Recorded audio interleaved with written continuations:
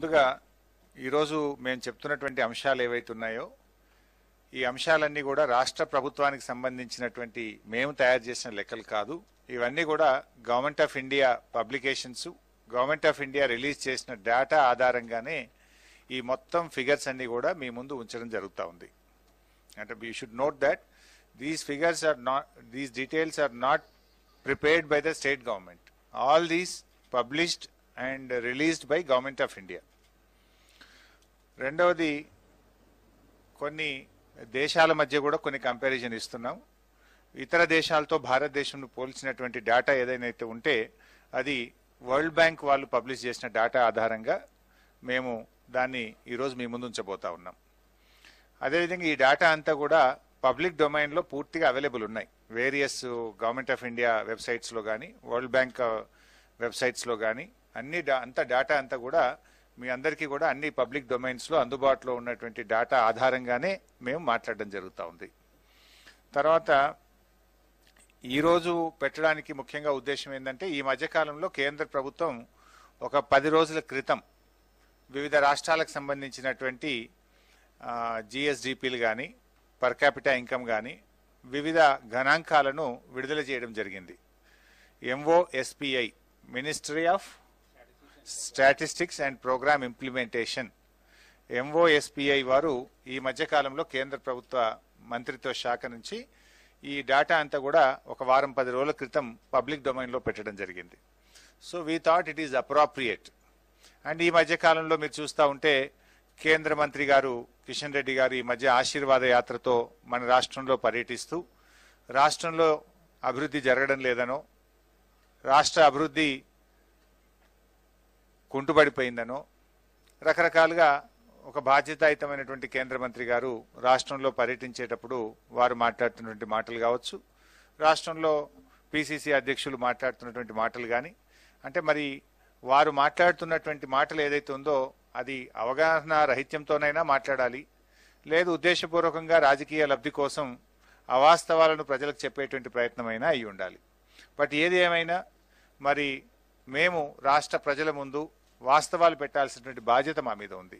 ఇలా ఎంత అద్భుతంగా ఈ రాష్ట్రం అభివృద్ధి పథంలో నడుస్తుంది అనేటువంటివి ఇలా కేంద్ర ప్రభుత్వము ఇచ్చినటువంటి వివిధ గణాంకాల ఆధారంగా మరి అభివృద్ధికి కొన్ని పారామీటర్స్ ఉంటాయి. దేశంలో కానీ ప్రపంచంలో కానీ there are some parameters. So ఆ పారామీటర్స్లో ముఖ్యంగా కొన్ని జిఎస్డిపి కానీ, పర్ క్యాపిటా ఇన్కమ్ కానీ, పవర్ కన్జంప్షన్ కానీ, ప్రైమరీ సెక్టార్లో అగ్రికల్చర్ సెక్టార్లో గ్రోత్ రేట్ కానీ, మెజార్టీ ప్రజలు ఏ రంగాల మీద అయితే ఆధారపడుతున్నారో ఆ రంగాల్లో సాధించేటువంటి వృద్ధిని ఆధారంగా ప్రపంచవ్యాప్తంగా కూడా ఆయా రాష్ట్రాలు ఆయా దేశాల యొక్క అభివృద్ధిని మరి కొన్ని పారామీటర్స్ ఆధారంగా లెక్క చేయడం జరుగుతూ ఉంది. సో ఆ ప్రత్యేకంగా ఆయా రంగాల్లో మనం ఎక్కడున్నాం, ఎలా ఉన్నాం అనేటువంటిది టోటల్గా ఒక పవర్ పాయింట్ ప్రజెంటేషన్ మీకు తయారు చేసి మీ ముందు పెట్టడం జరుగుతూ ఉంది. ఈ power point presentation hard copy కూడా మీ అందరికి ఇచ్చాం. ఈ after this power point presentation ఇంకా కొన్ని విషయాలు కూడా మేము ప్రెస్ మీట్ రూపంలో మీ ముందు పెట్టడం జరుగుతుంది. So let's begin with this power point presentation.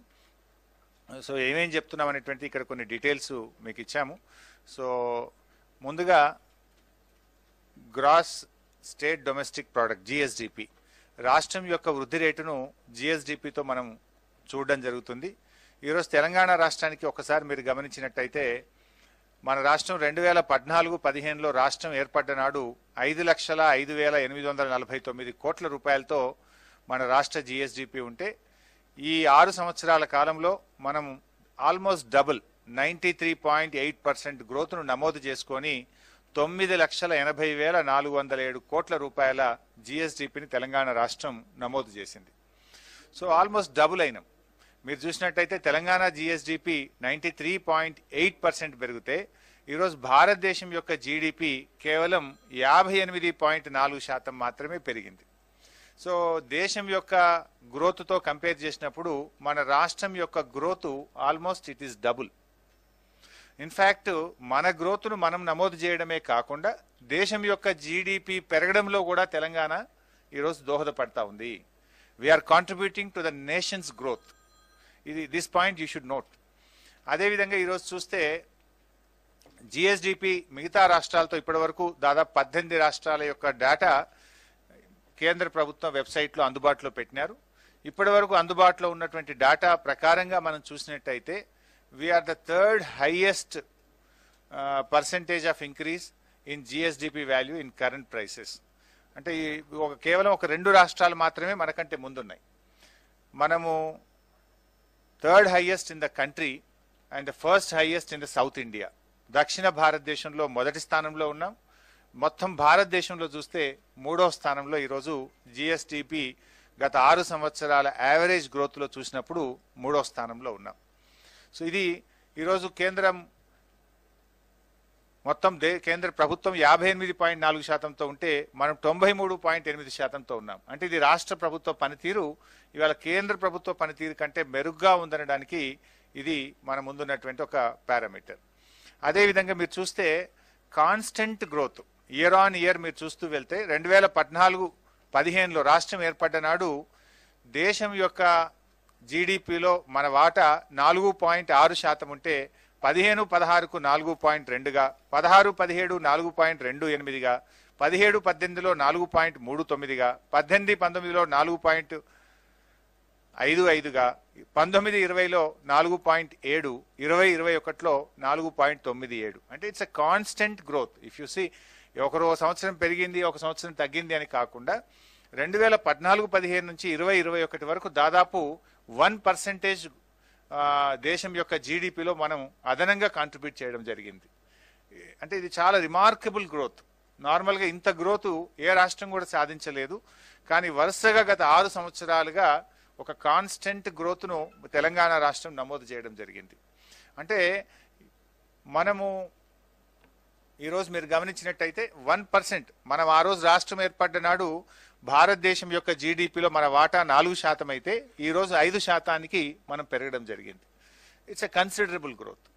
అదేవిధంగా మీరు ఇంకో విషయం కూడా గమనించాల్సింది, ఇక్కడ మనము దేశం యొక్క జీడిపిలో we are the 6th highest contributor. 6వ అత్యధికంగా దేశానికి ఇస్తున్నాం. ఇన్ఫ్యాక్ట్ మనము చూస్తే ఇక్కడ ఒక ఇంపార్టెంట్ పాయింట్ మీరు అందరు కూడా గమనించాల్సింది ఏంటంటే, మనము దేశం యొక్క జీడిపిలో 6th హైయెస్ట్ కాంట్రిబ్యూటర్ మనం, కానీ పాపులేషన్లో చూస్తే వీఆర్ 11th హైయెస్ట్. జియోగ్రఫికల్గా 11th హైయెస్ట్, పాపులేషన్లో 12th హైయెస్ట్, కానీ జీడిపి కాంట్రిబ్యూటర్లో మాత్రం 6th హైయెస్ట్. అంటే మనకంటే అనేక రాష్ట్రాలు జియోగ్రఫికల్గా పెద్దవి ఉన్నవి, పాపులేషన్ పరంగా పెద్దగా ఉన్నాయి, కానీ జీడిపిలో మాత్రం వారందరికంటే కూడా మనము 6th హైయెస్ట్ కాంట్రిబ్యూటర్గా మనం ఈరోజు దేశంలో మనం నమోదు చేయడం జరుగుతూ ఉంది. ఇది తెలంగాణ రాష్ట్రం సాధించినటువంటి విజయాల్లో ఇది ఒక అత్యంత ముఖ్యమైనటువంటిది. మీరు ఒకసారి గ్రాఫ్ కూడా చూసినట్టయితే ప్రతి సంవత్సరం కూడా మీరు చూడండి, రాష్ట్రం ఏర్పడ్డప్పుడు మన if you see that blue line is Telangana, blue line is India, green line is Telangana. So రాష్ట్రం ఏర్పడ్డప్పుడు డిఫరెన్స్ 1% ఉండేది, యాక్చువల్గా 11%, 12%. కానీ మీరు 2021కు చూస్తే డిఫరెన్స్ ఆల్మోస్ట్ 5.4 డిఫరెన్స్. అంటే ఎవ్రీ ఇయర్ ఆన్ ఇయర్ మీరు చూస్తూ వెళ్తే ఏ ఆర్థిక సంవత్సరంలోనైనా 2014-15 నుంచి 20-21 వరకు దేశం యొక్క వృద్ధి రేటుకు తెలంగాణ రాష్ట్ర వృద్ధి రేటు చూసినట్టయితే ఇయర్ ఆన్ ఇయర్ పెరుగుతూ వచ్చింది మనకు. ఇప్పుడు ఆ రోజు చూడండి, మీరు 2014-15లో 11-12గా ఉన్నది, 15-16కు వెళ్ళినప్పుడు అది 10.5, 14.2, then 11.8 and 13.9, then in the year 17-18 11.1, 13.9, 18-19 highest gap 10.5 and 14.7, followed by 7.8, 11.3.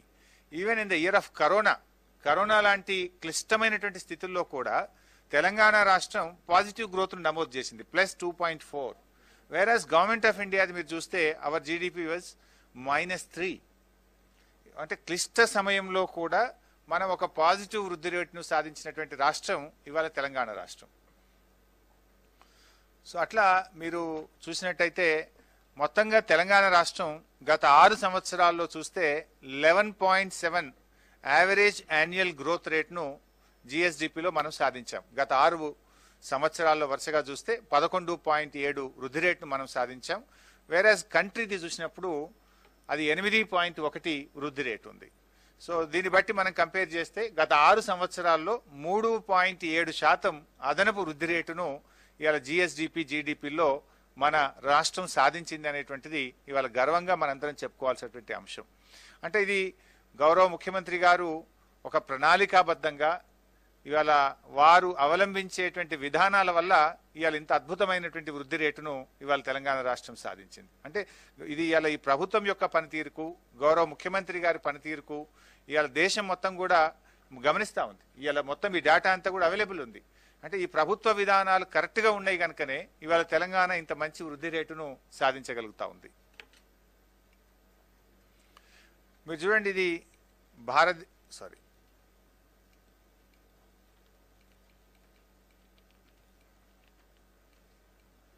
ఏమైంది బాబు, ఇది సారీ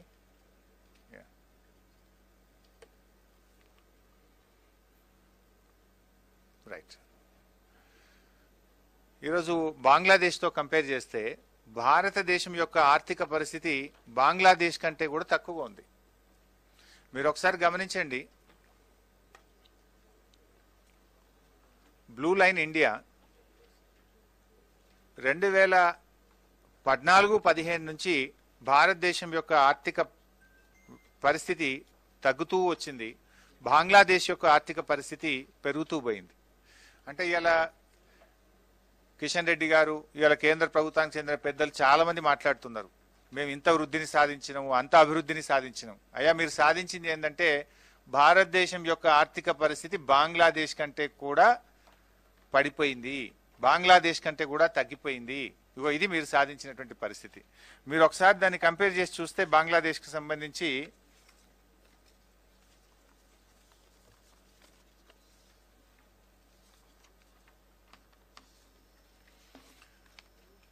ఇవి వరల్డ్ బ్యాంక్ వెబ్సైట్లో ఉంటాయి. ఐ థింక్ ఇందులో లేదు, మీరు నోట్ చేసుకోండి. 2 రకాలుగా చూడొచ్చు దేశం యొక్క ఆర్థిక పరిస్థితిని. మనము ఒకటి పర్ క్యాపిటల్ ఇన్కంలో చూస్తాం, రెండవది జీడిపిలో చూస్తాం. మీరు జీడిపిలో ఒకసారి చూస్తే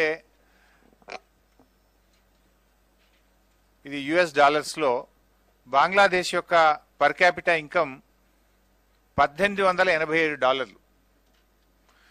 ఇండియా యొక్క పర్ క్యాపిటల్ ఇన్కమ్ $1877. అంటే ఆల్మోస్ట్ ఒక $10 1877. The difference is $10. సో భారతదేశం కంటే బంగ్లాదేశ్ యొక్క పర్ క్యాపిటల్ ఇన్కమ్ ప్రతి మనిషిది ఒక $10 ఎక్కువగా ఉంది.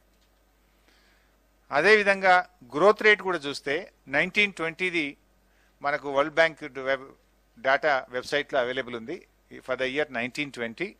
దాని ప్రకారంగా చూస్తే బంగ్లాదేశ్ది +8.1%. Their growth rate is +8.1%, whereas our country growth rate is +2.5%. Almost 5.5% ఈరోజు ఎక్కువగా ఉంది, 5.6% ఎక్కువగా ఉంది. అంటే ఇంత పెద్ద దేశం, మరి ఇవాళ మీరు ఇంత మేము అభివృద్ధి చేసినాము, మేము ఈ దేశాన్ని ఇంత గొప్పగా నడిపించినామని చెప్పినారు. మీరు నడిపించినటువంటి గొప్పదనం ఏంటంటే బంగ్లాదేశ్ కంటే భారతదేశం యొక్క ఆర్థిక పరిస్థితి బలహీనపడ్డది. అది పర్ క్యాపిటల్ ఇన్కంలో కావచ్చు, జీడిపిలో కావచ్చు, రెండిట్లో కూడా ఈరోజు మనం బలహీనపడ్డటువంటి పరిస్థితి. ఈ సదరన్ స్టేట్స్తో కంపేర్ చేసినాం. తెలంగాణ రాష్ట్రం మన దక్షిణ భారతదేశంలో జిఎస్డిపి వృద్ధి రేట్లో వీఆర్ నంబర్ 1. గత 6 సంవత్సరాల్లో మీరు గమనిస్తే ఆంధ్రప్రదేశ్, కర్ణాటక, కేరళ, తమిళనాడు, తెలంగాణ, ఈ 5 రాష్ట్రాలు మనం కంపేర్ చేసుకున్నప్పుడు గత 6 సంవత్సరాల్లో అండ్ యావరేజ్ మనం చూసుకుంటే we have achieved around 11.7%. whereas if you look at Andhra Pradesh is with 11.2, Karnataka 10.6, Kerala 10.8, Tamil Nadu 10.1%. So almost మనము 11.7% తోని మన నంబర్ 1 స్థానంలో ఈరోజు గత 6 సంవత్సరాల వృద్ధి రేటు, యావరేజ్ వృద్ధి రేటును చూసుకున్నప్పుడు తెలంగాణ మొదటి స్థానంలో నిలిచింది.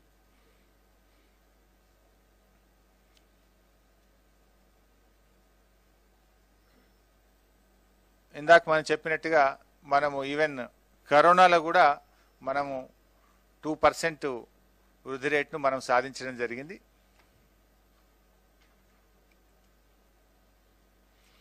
Then we are going to the next point, per capita income. Per capita income లో ఒకసారి మీరు గమనించినట్టయితే 2020-21 సంవత్సరానికి ఇందాక నేను చెప్పినట్టు జస్ట్ రీసెంట్ గా 10 days back government of India release చేసినటువంటి దాని ప్రకారంగా మన పర్ క్యాపిటా ఇన్కమ్ 2,37,632 రూపాయలు. రాష్ట్రం ఏర్పడ్డప్పుడు మన పర్ క్యాపిటా ఇన్కమ్ ఇప్పటికీ మనం చూసుకుంటే 1.84 టైమ్స్, సారీ, నేషనల్ యావరేజ్ తో చూసుకున్నప్పుడు వీఆర్ 1.84 టైమ్స్ అహెడ్. దేశం యొక్క పర్ క్యాపిటా ఇన్కమ్ 1,28,829 రూపాయలు అయితే తెలంగాణ రాష్ట్రం యొక్క పర్ క్యాపిటా ఇన్కమ్ 2,37,632 రూపాయలు. అంటే భారతదేశం యొక్క పర్ క్యాపిటా ఇన్కమ్ కంటే తెలంగాణ రాష్ట్రం యొక్క per capita income 1.84 times we're ahead. And we're the third largest state, third highest per capita income ఉన్నటువంటి రాష్ట్రం ఈరోజు తెలంగాణ రాష్ట్రం. అండ్ గత 7 సంవత్సరాలు మీరు చూసుకుంటే వరుసగా ఒక్కొక్క సంవత్సరం ఒక్కొక్క రాష్ట్రాన్ని మనం ఓవర్టేక్ చేసినాం. రాష్ట్రం ఏర్పడ్డ నాడు పర్ క్యాపిటా ఇన్కంలో 10వ స్థానంలో ఉన్నటువంటి తెలంగాణ రాష్ట్రం ఈరోజు దేశంలో 3వ స్థానంలోకి రావడం జరిగింది. అంటే 7 సంవత్సరాల్లో ఒక్కొక్క సంవత్సరము ఒక్కొక్క రాష్ట్రాన్ని ఓవర్టేక్ చేస్తూ ఈరోజు దేశంలో 3వ అతిపెద్ద పర్ క్యాపిటా ఇన్కమ్ ఉన్నటువంటి రాష్ట్రంగా ఈరోజు తెలంగాణ రాష్ట్రం ఆవిర్భవించిందంటే ఇది గౌరవ ముఖ్యమంత్రి గారి యొక్క కృషి, రాష్ట్ర ప్రభుత్వ పనితీరుకి ఇది ఒక నిదర్శనంగా మనం చెప్పుకోవాలి. అదేవిధంగా దక్షిణ భారతదేశంలో వీఆర్ నంబర్ 1. లాస్ట్ యావరేజ్ ఒకసారి చూసుకున్నప్పుడు 2014-15 నుంచి 2021 వరకు పర్ క్యాపిటా ఇన్కమ్ పెరుగుదలలో యావరేజ్ చూసినప్పుడు we're number 1 in south India and number 3 in the country. ఒకసారి మీరు ఇక్కడ చూస్తే రాష్ట్రం ఏర్పడ్డ నాడు మన పర్ క్యాపిటా ఇన్కమ్ 1,24,104 రూపాయలు ఉంటే ఈరోజు 2,37,632 రూపాయలు. అంటే వీ హ్యావ్ అచీవ్డ్ 91.5% గ్రోత్. ఇంత గ్రోత్ ఏ రాష్ట్రానికి కూడా రాలేదు. మీరు ఒకసారి గమనిస్తే ఇంత highest growth 91.5%, almost double. We're reaching almost double. మీరు దేశం యొక్క గ్రోత్ ఒకసారి మనం గమనిస్తే దట్ ఈస్ 48.7%. భారతదేశం యొక్క పర్ క్యాపిటా ఇన్కమ్ గ్రోత్ గత 6 సంవత్సరాల్లో 48.7% ఉంటే తెలంగాణ రాష్ట్రం యొక్క పర్ క్యాపిటా ఇన్కమ్ గ్రోత్ 91.5%.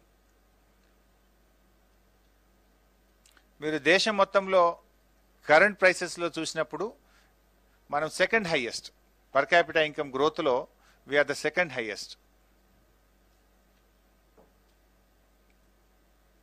మీరు ఒకసారి గ్రాఫ్లో చూసినట్టయితే 2014-15లో 1.43 టైమ్స్ భారతదేశం యొక్క పర్ క్యాపిటా ఇన్కమ్ తెలంగాణ యొక్క పర్ క్యాపిటా ఇన్కమ్ను మనం కంపేర్ చేస్తే ఆ రోజు 1.43 టైమ్స్ ఉంటే ఈరోజు అది 1.84 టైమ్స్ పెరిగింది. అంటే కాన్స్టెంట్గా మనం పెరుగుతూ వెళ్తున్నాం. ఆ రోజు 86,647 రూపాయలు దేశం యొక్క పర్ క్యాపిటా ఇన్కమ్, రాష్ట్రం యొక్క పర్ క్యాపిటా ఇన్కమ్ 1,24,104 రూపాయలు. బట్ టుడే దేశం యొక్క పర్ క్యాపిటా ఇన్కమ్ 1,28,829 రూపాయలు అయితే మన రాష్ట్రం యొక్క పర్ క్యాపిటా ఇన్కమ్ 2,37,632 రూపాయలు. అంటే 1.84 టైమ్స్ దేశం యొక్క పర్ క్యాపిటా ఇన్కమ్ కంటే మన రాష్ట్రం ముందుంది. మరి ఇప్పుడు చెప్పాలి కిషన్ రెడ్డి గారు, ఇది మీ యొక్క పనితీరుకు మా పనితీరుకు ఉన్నటువంటి తేడా. ఇది ఇప్పుడు ఎవరి పనితీరు ఏందనేది ప్రజల ముందు ఉంది కదా. ఈ రకంగా ఈరోజు పర్ క్యాపిటా ఇన్కంలో కూడా మన రాష్ట్రం చాలా బాగా పనిచేస్తూ ఈరోజు ముందుకు పోతా ఉంది. ఇది ఒట్టిగా రాలే. గత కొంతకాలంగా గౌరవ ముఖ్యమంత్రి గారు అవలంబించిన విధానాలు ఇవాళ మనము ఇండస్ట్రీ సెక్టార్లో కానీ, ఐటీ సెక్టార్లో కానీ, అగ్రికల్చర్ సెక్టార్లో కానీ, అగ్రికల్చర్ ఎలైడ్ సెక్టార్స్లో కానీ రాష్ట్ర ప్రభుత్వం అవలంబించినటువంటి విధానాల వల్ల ఈ రాష్ట్రం యొక్క సంపద పెరిగింది, రాష్ట్ర ప్రజల యొక్క ఇన్కమ్ పెరిగింది.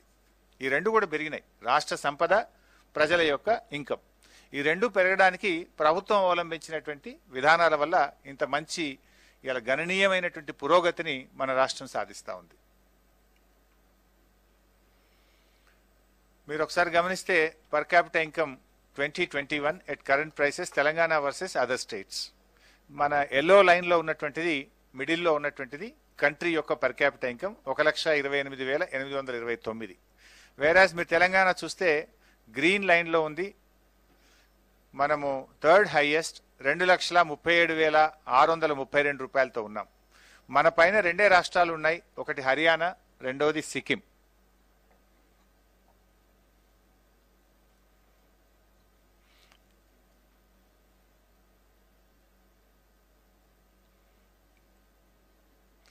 ఇక్కడ మీరు చూస్తే year on year ranking of Telangana state on per capital income at current prices.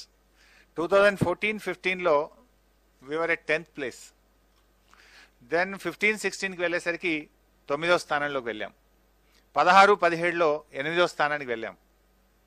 17-18లో 7వ స్థానానికి, అంటే ఒక్కొక్క మెట్టు పైకి ఎక్కుతూ వెళ్తున్నాం చూడండి. 2017-18లో 7వ స్థానానికి వెళ్ళాం. 2018-19కి వెళ్ళేసరికి 4వ స్థానానికి వెళ్ళింది తెలంగాణ. ఈవెన్ 19-20లో కూడా 4వ స్థానంలో ఉన్నాం.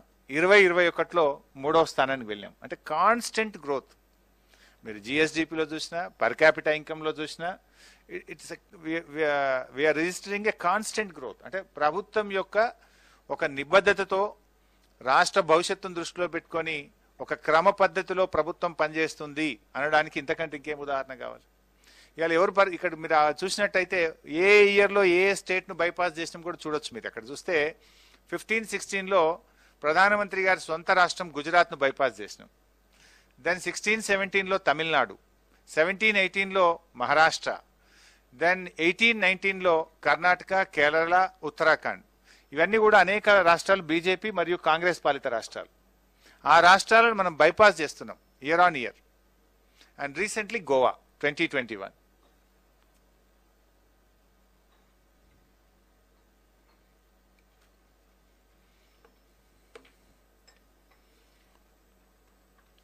ఈ గ్రాఫ్ను మీరు ఒకసారి గమనిస్తే పర్ క్యాపిటల్ ఇన్కంలో తెలంగాణ వర్సెస్ ఇండియా, అంటే దేశం యొక్క పర్ క్యాపిటల్ ఇన్కమ్ ఏ ఇయర్ ఎంతెంత పెరుగుతూ పోయింది, మన రాష్ట్రం ఎలా ఉంది అనేటువంటిది ఆ గ్రోత్ రేట్ని ఇండికేట్ చేసేటువంటి గ్రాఫ్ మీరు చూడండి.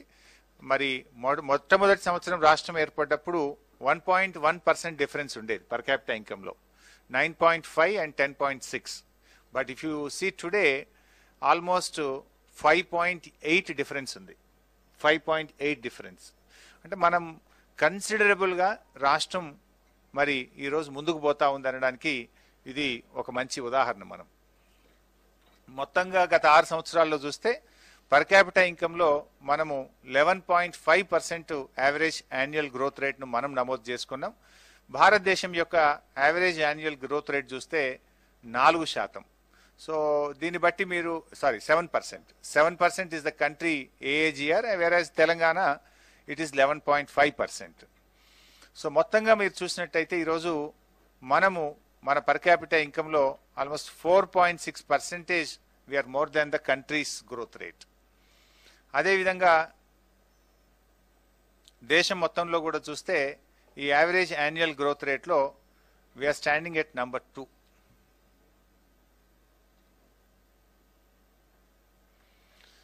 ఈ కోవిడ్-19లో కూడా మన రాష్ట్రం పాజిటివ్ గ్రోత్ రేట్ నమోదు చేసింది. పర్ క్యాపిటల్ ఇన్కంలో ఈరోజు చూస్తే మన భారతదేశం యొక్క గ్రోత్ ఏమో -4గా నమోదైతే తెలంగాణ రాష్ట్రం యొక్క గ్రోత్ +1.8%గా నమోదైంది. అంటే కరోనా లాంటి ఒక పాండమిక్ సిచ్యువేషన్లో కూడా మనం పాజిటివ్ గ్రోత్ను నమోదు చేయడానికి ముఖ్యంగా వ్యవసాయ రంగంలో, వ్యవసాయ అనుబంధ రంగాల్లో మన రాష్ట్రం సాధించినటువంటి అద్భుతమైనటువంటి ప్రగతి వల్ల ఇక్కడ మనం +1.8ను నమోదు చేయగలిగినాం.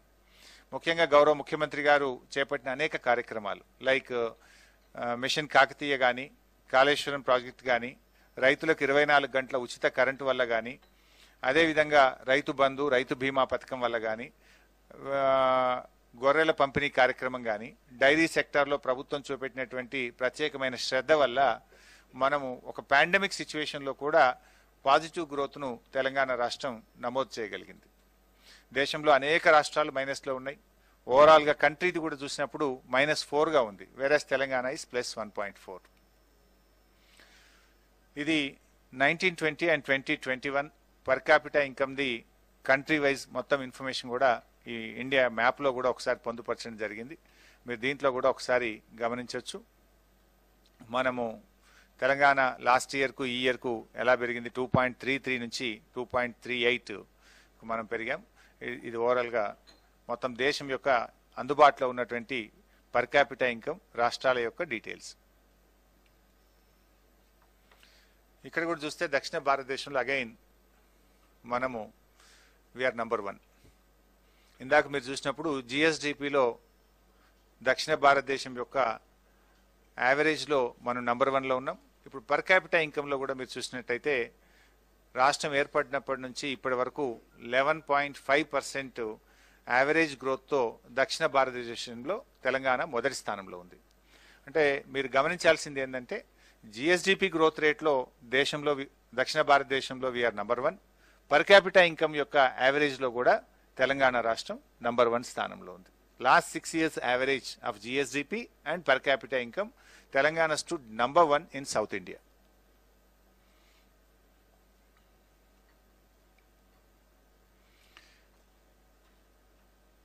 Revenue collection analysis. ఇది చాలా ఇంపార్టెంట్. జనరల్గా రాష్ట్రం యొక్క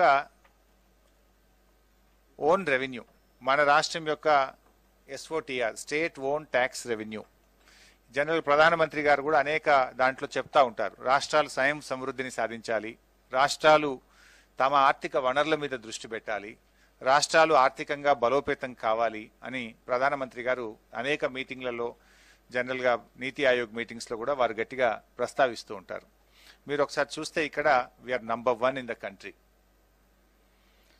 స్టేట్ ఓన్ ట్యాక్స్ రెవెన్యూ 2014-15లో మీరు చూస్తే 35,146 కోట్లు ఉండేది. బట్ ఈరోజు 66,648 కోట్లు మనం అంచనా వేసుకున్నాం. 19-20 అయితే మీకు పక్కాగా 67,597 కోట్లు. బట్ ప్రొవిజనల్గా 2021కు 66,648 కోట్లుగా మనం తెలపడం జరుగుతూ ఉంది. సో మీరు ఇక్కడ చూస్తే 90% గ్రోత్, మీరు తెలంగాణది మీరు గమనిస్తే ఆల్మోస్ట్ 90% గ్రోత్ మనం అచీవ్ చేసినాం from the year 2014-15 to the year 2021. ఈ యావరేజ్ లెక్క తీస్తే గత 6 సంవత్సరాల్లో మన average annual growth rate state own tax revenue చూసినప్పుడు ఇట్ ఈస్ 11.52%. దేశంలోని మిగతా అన్ని రాష్ట్రాలతో కంపేర్ చేస్తే వీఆర్ నంబర్ 1. SOTRలో రాష్ట్రం యొక్క గత 6 సంవత్సరాల AAGRలో we're number 1 in the country. మన తర్వాత మీరు చూస్తే ఒరిస్సా ఉంది 9.74తోని. ఈవెన్ గ్యాప్ కూడా చాలా ఎక్కువగా ఉంటుంది. మీరు చూస్తే ఆల్మోస్ట్ 1.78% గ్యాప్ ఉంది. సెకండ్ ప్లేస్లో కూడా నియర్ బై కూడా లేరు మనకు. ఈవెన్ మీరు సెకండ్ ప్లేస్లో ఉన్న ఒరిస్సా కూడా 1.78% గ్యాప్తో ఉంది. అంటే ఇంత అద్భుతమైనటువంటి వృద్ధి మనం ఇవాళ సాధించినామంటే రాష్ట్ర ప్రభుత్వం యొక్క విధానాలు, అంటే మన ట్యాక్స్ కలెక్షన్స్లో కానీ, మన పనితీరులో కానీ, మన ప్రభుత్వం అవలంబించినటువంటి విధానాల వల్ల. ఇవాళ కొంతమంది మాట్లాడుతున్నారు, మీరు అనేక సంక్షేమ కార్యక్రమాలు చేపట్టినారు, ప్రభుత్వం పంచుతూ పోతుంది, ప్రభుత్వ ఆదాయం ఎలా పెరుగుతుంది అంటే ఇది చూడండి. అంటే మన ప్రభుత్వం యొక్క ఆర్థిక విధానము ఎఫెక్టివ్గా ఉందనడానికి ఇది ఒక నిదర్శనం. ఒకవైపు మనము ప్రాజెక్టులు కట్టి ఉత్పత్తిని పెంచినాం, ఇంకొక వైపు గొర్రెలు పంచినాం, తద్వారా ఉత్పత్తి పెరిగింది. అందువల్ల మీరు ఈ యొక్క గ్రోత్ను మనం సాధించగలుగుతా ఉన్నాం. చూస్తే మీరు ఒరిస్సా 9.74, జార్ఖండ్ 8.9, ఉత్తరప్రదేశ్ 8.6, ఆంధ్రప్రదేశ్ 8.38, దెన్ రాజస్థాన్ 7.79. సో అట్లా మీరు బెంగాల్ కూడా సేమ్ ఉన్నట్టుంది 7.49. సో గత 6 సంవత్సరాల్లో పబ్లిక్ డొమైన్లో అందుబాటులో ఉన్న అన్ని రాష్ట్రాల వివరాలు చూసుకున్నప్పుడు వీఆర్ నంబర్ 1 11.52తోని మొదటి స్థానంలో ఈరోజు మన SOTR ట్యాక్స్ కలెక్షన్స్లో కూడా రాష్ట్రం ముందు స్థానంలో ఉంది. Gujarat is the last. हमारे MP साहब बोल रहे गुजरात लास्ट में है.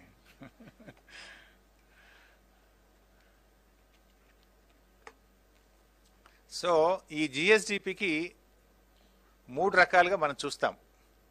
ఒకటి ప్రైమరీ సెక్టర్, రెండవది సెకండరీ సెక్టర్, మూడవది టెర్షరీ సెక్టర్. అసలు ఈ జిఎస్డిపిని ఎట్లా కొలుస్తారంటే ఈ మూడు సెక్టార్ల ఆధారంగా, మూడు సెక్టార్లలో వచ్చినటువంటి గ్రోత్ ఆధారంగా ఈ జిఎస్డిపి అనేటువంటిది నిర్ణయం జరుగుతుంటుంది.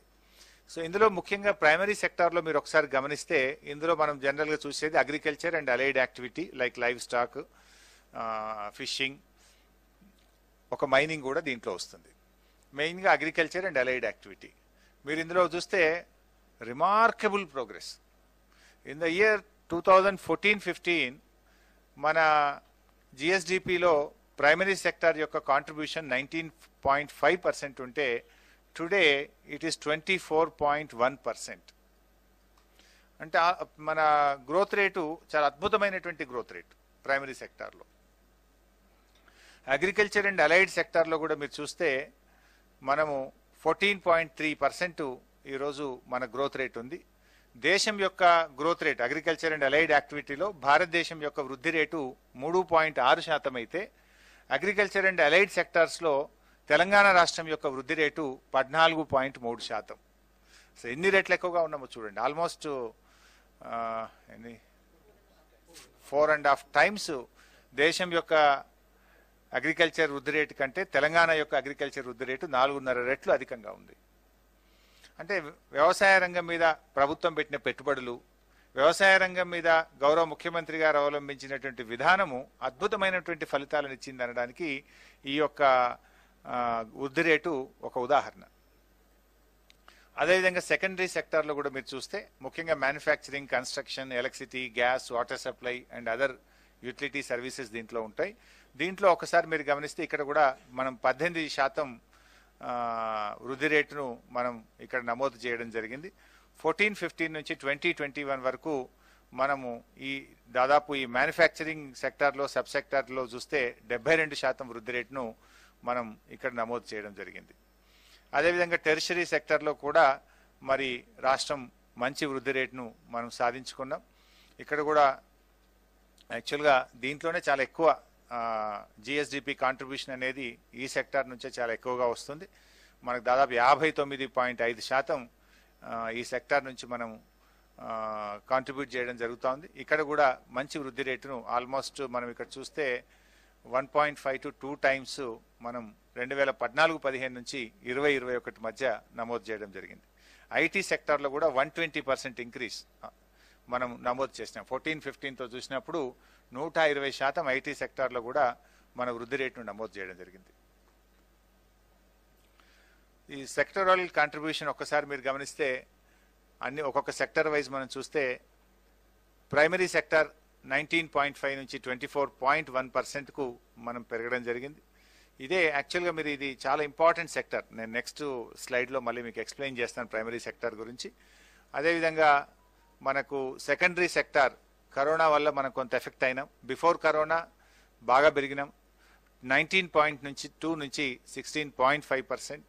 అదేవిధంగా టెరిషరీ సెక్టార్ కూడా 61.3 ఇన్ ద ఇయర్ 14-15 ఉంటే ఈ సంవత్సరం 59.4% మన జిఎస్వివిఏ వాల్యూస్ నమోదు చేయడం జరిగింది.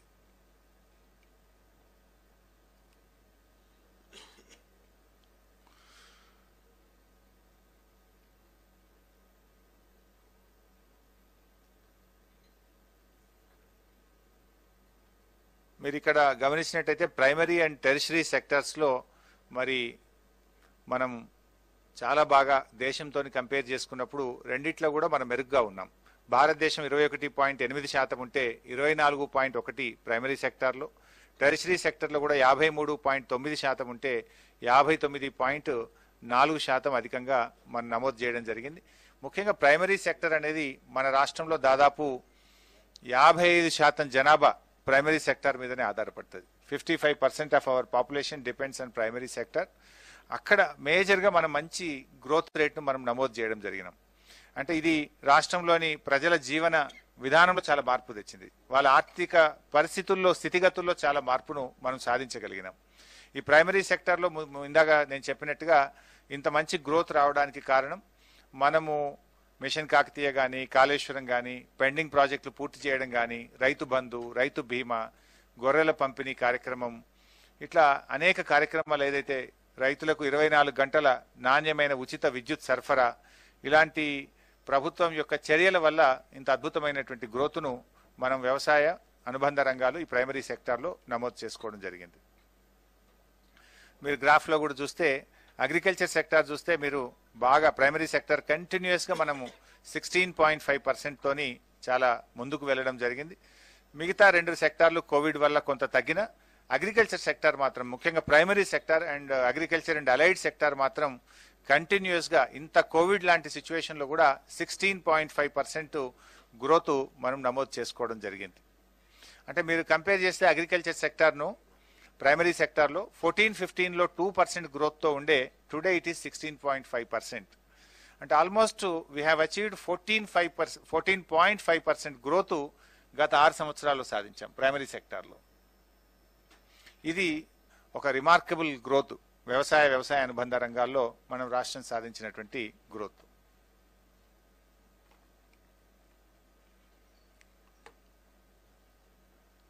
ఇక్కడ కూడా మీరు ఒకసారి గమనిస్తే ఈ ప్రైమరీ సెక్టార్లో దక్షిణ భారతదేశంతోని మొత్తం దేశం యొక్క గ్రోత్తో ఒకసారి కంపేర్ చేసుకున్నట్టయితే మనము దక్షిణ భారతదేశంలో నంబర్ 1. లాస్ట్ 6 ఇయర్స్లో ప్రైమరీ సెక్టార్లో మన గ్రోత్ను కంపేర్ చేస్తే we're number 1 in the south India. And కంట్రీతో కంపేర్ చేస్తే వీఆర్ ఆల్మోస్ట్ డబుల్. దేశం యొక్క యావరేజ్ ప్రైమరీ సెక్టార్లో లాస్ట్ 6 ఇయర్స్లో 8.5% ఉంటే మనం 15.8% తోని we're in almost in the double.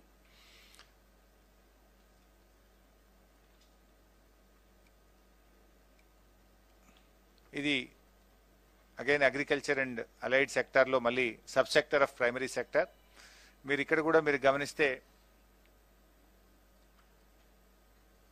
పంటలలో చూసినప్పుడు 41,706 కోట్ల రూపాయలు 2014-15లో ఉంటే 2020-21కి 80,574 కోట్లు.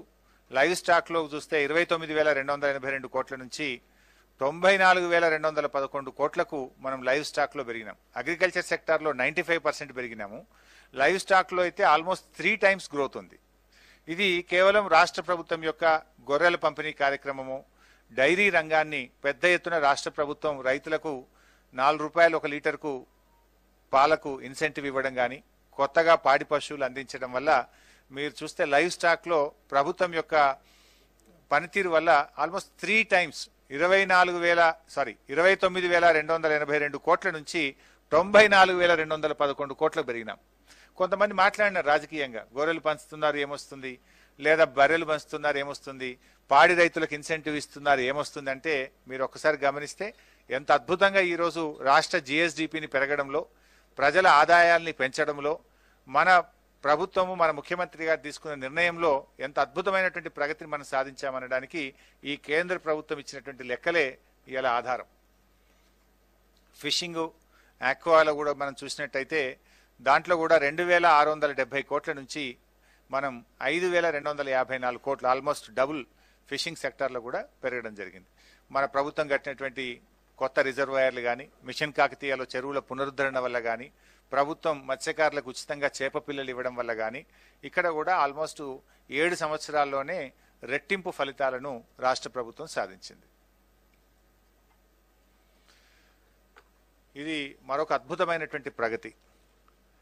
రాష్ట్రంలో ప్రధానంగా పండే పంటలు 3 పంటలు: వరి, పత్తి, కంది పంట.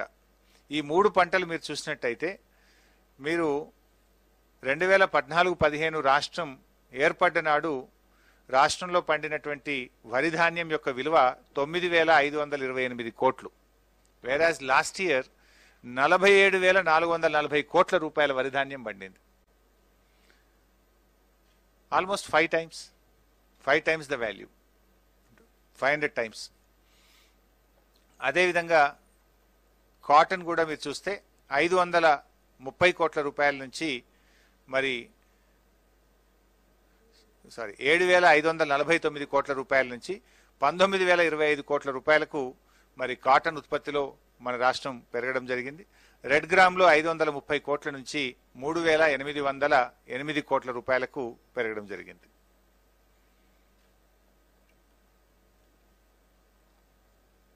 లైవ్ స్టాక్ లో కూడా మీరు చూడండి 2014-15లో 8,301 కోట్ల రూపాయలు ఉండేటువంటి మీటు ఈరోజు 26,111 కోట్ల రూపాయలకు పెరిగింది.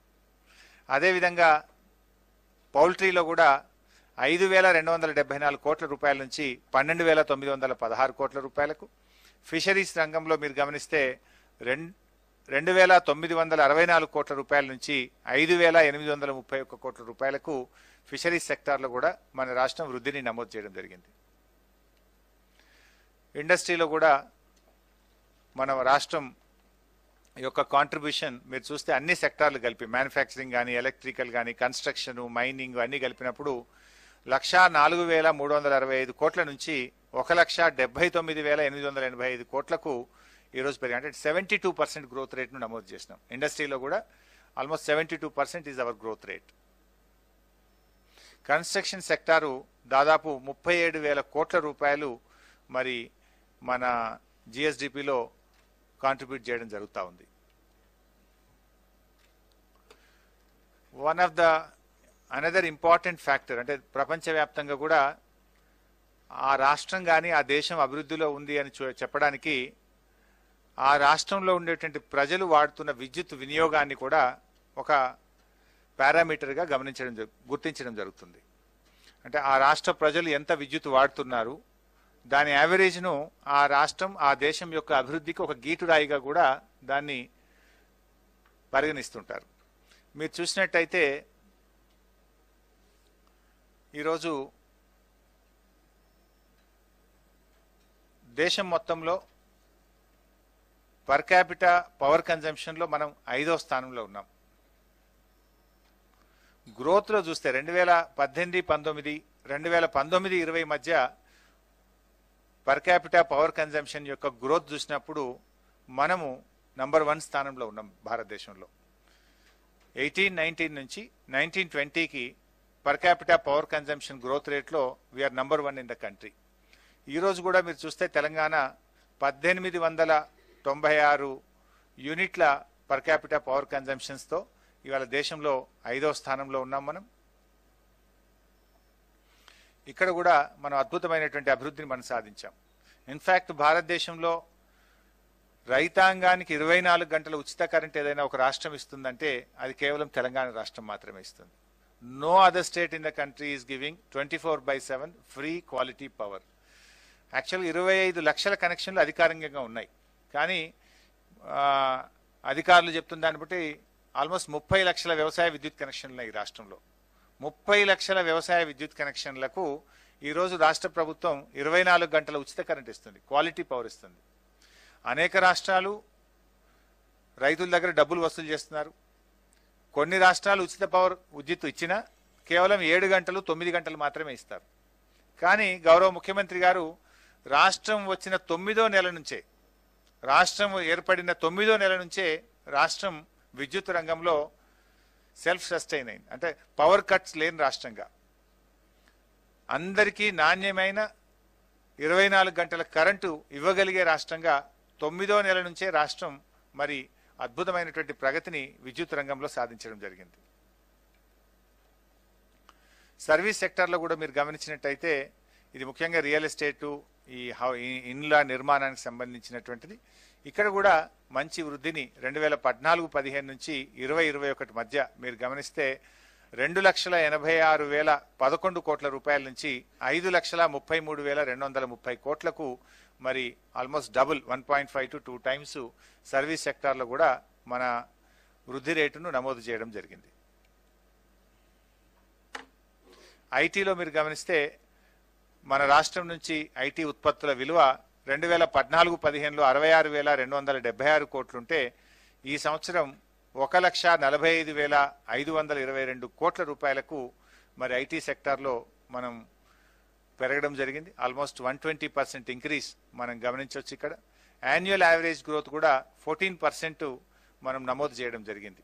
ఐటీ సెక్టార్లో రాష్ట్రం ఏర్పడిన నాడు 3,71,000 మంది ఉద్యోగులు పనిచేస్తే ఈరోజు 6,28,000 మంది ఉద్యోగులు ఈరోజు ఐటీ సెక్టార్లో పనిచేయడం జరుగుతూ ఉంది. ఇది మనం ఎవ్రీ ఇయర్ కంటిన్యూస్గా కాన్స్టెంట్ గ్రోత్ను నమోదు చేస్తూ వస్తున్నాం. Almost an average of 14% growth మనం అచీవ్ చేయడం జరిగింది.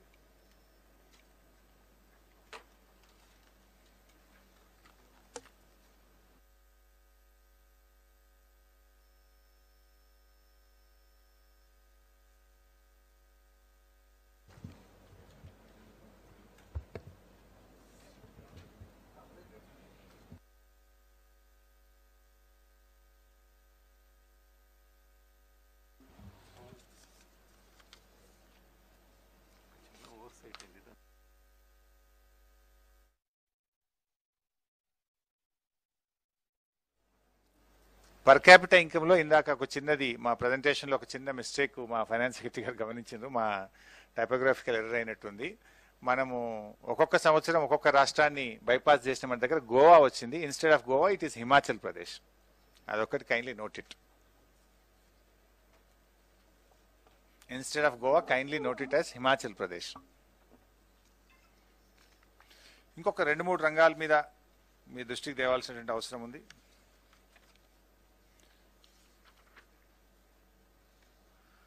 ఇవాళ స్టేట్ ఓన్ ట్యాక్స్ రెవెన్యూ మీద మీరు ఒకసారి గమనిస్తే, ఈ షీట్ కూడా మీకు ఇచ్చినట్టు అందరికీ.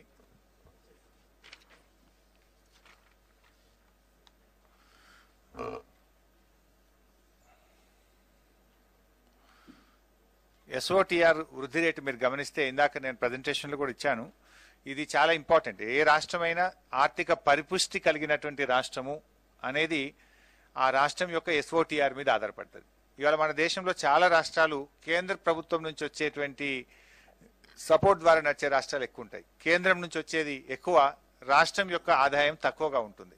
వేరేజ్ మన రాష్ట్రానికి సంబంధించి మాత్రం రాష్ట్ర ప్రభుత్వం యొక్క ఆదాయం ఎక్కువ, కేంద్రం నుంచి వచ్చేటువంటిది తక్కువ. ఇన్ఫ్యాక్ట్ కేంద్రానికి మనం కాంట్రిబ్యూట్ చేసేది ఎక్కువ, కేంద్రం నుంచి రాష్ట్రానికి వచ్చేది చాలా తక్కువ. మీరు ఈ రంగంలో మనం చాలా చక్కటి అభివృద్ధిని మనం నమోదు చేసినాం. మీరు గమనిస్తే 2014-15లో ఇందాక నేను చెప్పినట్టు 35,146 కోట్లుంటే ఈరోజు రాష్ట్రం యొక్క ఆదాయం 66,648 కోట్లకు పెరిగాం. అంటే 98% గ్రోత్ను మనం గత 6 సంవత్సరాల్లో నమోదు చేసినాం. మీరు లాస్ట్ 6 years యావరేజ్ మీరు ఒకసారి గమనిస్తే తెలంగాణ 11.52తోని దేశంలో నంబర్ 1 స్థానంలో నిలిచింది. రాష్ట్రం యొక్క స్వంత ఆదాయ వనరులను పెంచుకోవడంలో గత 6 సంవత్సరాల్లో భారతదేశంలో తెలంగాణ రాష్ట్రం మొదటి స్థానంలో నిలిచింది. మీరు దీని తర్వాత చూస్తే ఒరిస్సా 9.74%, జార్ఖండ్ 8.90%, ఉత్తరప్రదేశ్ 8.60%, ఆంధ్రప్రదేశ్ 8.38%, రాజస్థాన్ 7.79%, వెస్ట్ బెంగాల్ 7.49%, బీహార్ 7.21%, గుజరాత్ చూసినట్టయితే 2.59% వృద్ధి రేటును నమోదు చేయడం జరిగింది. మరి చాలా మంది నాయకులు, ఇలా బీజేపీ నాయకులు మమ్మల్ని రోజు విమర్శిస్తున్నారు. రాష్ట్రం అధోగతి పాలైపోయింది, రాష్ట్రంలో అభివృద్ధి కుంటుపడిపోయింది. మరి ఇప్పుడు ఏ రాష్ట్రంలో అభివృద్ధి జరిగింది, ఏ రాష్ట్రంలో అభివృద్ధి కుంటుపడిపోయిందో మీ సొంత రాష్ట్రం, మోడీ గారి సొంత రాష్ట్రం యొక్క వృద్ధి రేటు 2.59% అయితే మన తెలంగాణ రాష్ట్రం దేశంలోనే మొట్టమొదటి స్థానంలో 11.52% వృద్ధి రేటుతో we stood number 1 in the country. ఇది వాస్తవం. ఈ వాస్తవాలు తెలుసుకొని మాట్లాడితే బాగుంటుంది మీరు. సో ఇక్కడ అద్భుతమైనటువంటి ప్రగతిని మనం సాధించాం. ఈ ఫిగర్స్ ఇవేవి కూడా మేము సొంతగా ఇస్తున్నది కాదు. ఇది కేంద్ర ప్రభుత్వం ఇచ్చినటువంటి లెక్కలు, కేంద్ర ప్రభుత్వం ఇచ్చిన వాటి ఆధారంగానే ఈరోజు మేము ముందు పెట్టడం జరుగుతూ ఉంది. ఇంకొక ఇంపార్టెంట్ది, పదే పదే ఈ రాష్ట్రం గురించి మాట్లాడుతుంటారు. అప్పులు బాగా పెరిగినాయి, రాష్ట్రం అప్పులు బాగా తీసుకున్నది, అప్పుల రాష్ట్రంగా ఈ రాష్ట్రాన్ని మార్చిందని కూడా చెప్తుంటారు. మేము ఇంతసేపు అభివృద్ధి గురించి చెప్పాం. జిఎస్డిపిలో ఏం పెరిగాం, పర్ క్యాపిటల్ ఇన్కంలో ఎట్లా పెరిగినాం, పవర్ కన్జంప్షన్లో ఎట్లా పెరిగినాం, మన స్టేట్ ఓన్ ట్యాక్స్ రెవెన్యూలో ఎలా పెరిగాం, ఇవన్నీ ఇప్పుడు మీ ముందు పెట్టాను నేను. అప్పుల విషయంలో కూడా ఈరోజు వాస్తవాలు మీ ముందు పెట్టాలి. అంటే ప్రతిపక్షాలు మాట్లాడుతున్నాయని ఒక గోబల్స్, ఒక అవాస్తవాలను పదే పదే ఒక అబద్ధాన్ని 100 సార్లు చెప్తే ప్రజల్ని నమ్మించాలనేటువంటి ధోరణిలో గొంతు పెద్దగా చేసుకొని మాట్లాడడమో లేదా పరుష పదజాలాన్ని వాడడంతోనో ప్రజల్ని నమ్మించాలని చూస్తే నమ్మరు. ప్రజలకు కూడా ఇవాళ అన్ని విషయాలు తెలుసు. ఇవాళ ఇంటర్నెట్ ఫెసిలిటీ వచ్చిన తర్వాత, ఆన్లైన్ కనెక్టివిటీ వచ్చిన తర్వాత ప్రజల చేతుల్లో మొత్తం సమాచారం ఉంది. Everything is open. పబ్లిక్ డొమైన్లో ఒకసారి వచ్చిన తర్వాత వాస్తవాలు ప్రజలు గమనించగలుగుతారు. సో అప్పులలో కూడా ఈరోజు రాష్ట్రం అప్పుల ఊబిలో కూరుకుపోయిందని చెప్పేటువంటి ప్రయత్నం చేస్తున్నారు. ఇన్ఫ్యాక్ట్ రాష్ట్రాలకు అధికారమే లేదు. మీరు ఎంత అంటే అంత అప్పు తీసుకునే అధికారం లేదు. కేంద్ర ప్రభుత్వము రాష్ట్రాలకు 25% పరిమితిని విధించడం జరిగింది. దీన్ని వాస్తవానికి బ్రాడ్ పాలసీ, ఇది కేంద్ర ప్రభుత్వ చేతిలో ఉంటుంది. రాష్ట్రాలు ఎంత అప్పులు తీసుకోవాలి, రాష్ట్రాల యొక్క పరిమితులు ఏంటి, ఈ నిర్ణయించేటువంటి అధికారం ఇలా కేంద్ర ప్రభుత్వ చేతిలో ఉంటుంది. ముఖ్యంగా రాష్ట్రాలకు ఈరోజు కేంద్రం 25% ఎఫ్ఆర్బిఎం లిమిట్స్ను మీరు దాటొద్దని చెప్పి వాళ్ళు రాష్ట్రాలకు చెప్పినారు. కానీ తెలంగాణ రాష్ట్రం మీరు ఒకసారి గమనిస్తే we're well within our limits. 22.83%తో మనము 25%కి లోబడే ఉన్నాం. మన జిఎస్డిపిలో మన రాష్ట్రం తీసుకునేటువంటి అప్పులు 25% మించి ఉండకూడదు అనేటువంటిది కేంద్ర ప్రభుత్వం రాష్ట్రాలకు విధించినటువంటి పరిమితి. ఇలా ఆ పరిమితిలోనే ఉన్నాం మనం. ఈరోజు మన రాష్ట్రం తీసుకున్నటువంటిది మీరు గమనిస్తే 22.83%తో ఉన్నాం. నిజానికి ఇక్కడ మీరు గమనిస్తే చాలా రాష్ట్రాలు దాన్ని దాటిపోయినాయి. ఇవాళ దేశంలో అనేక రాష్ట్రాలు మీరు గమనించినట్టయితే చాలా ధనిక రాష్ట్రంగా చెప్పుకునేటువంటి పంజాబ్ 38.67%తో ఉంది. ఇక్కడ మీరు గమనిస్తే మీకు ఆ షీట్ కూడా అందించడం జరుగుతూ ఉంది.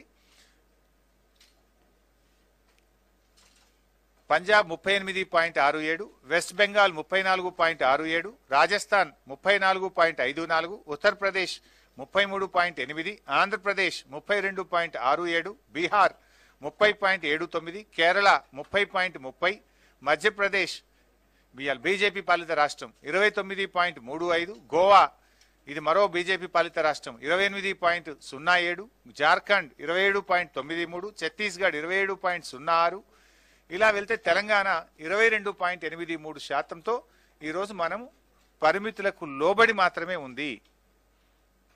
ఈ విషయాన్ని కూడా ఇవాళ మీరు ప్రతిపక్షాలు కొంత గమనించుకొని మాట్లాడితే మంచిదని కూడా నేను వారికి చెప్తా ఉన్నాను. అంటే మన రాష్ట్రం అప్పులు చేసినా కూడా పరిమితులకు లోబడే చేసినాం. చేసిన అప్పులను సద్వినియోగం చేసినాం కనుక, ప్రాపర్గా దాన్ని ఖర్చు పెట్టినాం కనుక, ఉత్పాదక రంగాల మీద పెట్టినాం కనుక దాని యొక్క ఫలితాలే ఈరోజు జిఎస్డిపి పెరుగుదల, పర్ క్యాపిటా ఇన్కమ్ పెరుగుదల, ఈరోజు రాష్ట్రం యొక్క ఓన్ ట్యాక్స్ రెవెన్యూ పెరుగుదలకు ప్రభుత్వం ఆ తీసుకున్న అప్పులను కానీ, రాష్ట్ర ప్రభుత్వం పెట్టిన పెట్టుబడులు కానీ, రాష్ట్ర ప్రభుత్వ విధానాలకు అద్భుతంగా ఉండడం వల్లనే ఈ యొక్క పురోగతి రాష్ట్రం సాధించింది.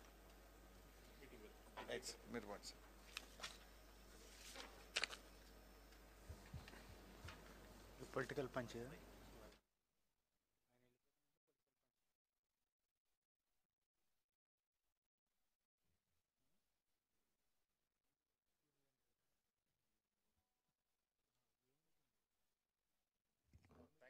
Presentation అయిపోయింది. Now I would like to have a small press meet.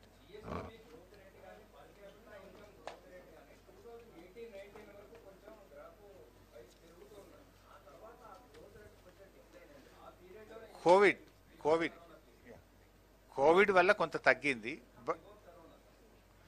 Before corona అంతకు ముందు ఇయర్ రిమార్కబుల్ గ్రోత్ ఉండడం వల్ల ఇయర్ ఆన్ ఇయర్ గ్రోత్ లో తగ్గింది. కానీ ఓవరాల్ గా చూసుకున్నప్పుడు we're again number 1 in south India. ఆ పర్టికులర్ ఇయర్ లో the growth was highest if you look at. Then ఆ గ్రోత్ మీద again growth,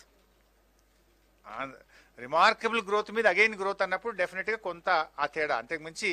but comparatively country growth rate తో చూసినా, ఇతర రాష్ట్రాల గ్రోత్ రేట్ తో చూస్తే కూడా వీఆర్ అహెడ్.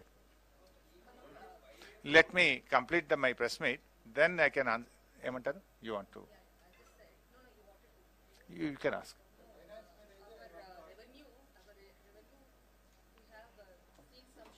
జిఆర్ రెడ్డి గారిని రమ్మను బాబు, జిఆర్ రెడ్డి నుండి మనం The shortfall we have seen, Yeah. but we are spending more, and outside the budget also have been spending. So Yeah, that is also well within the limits.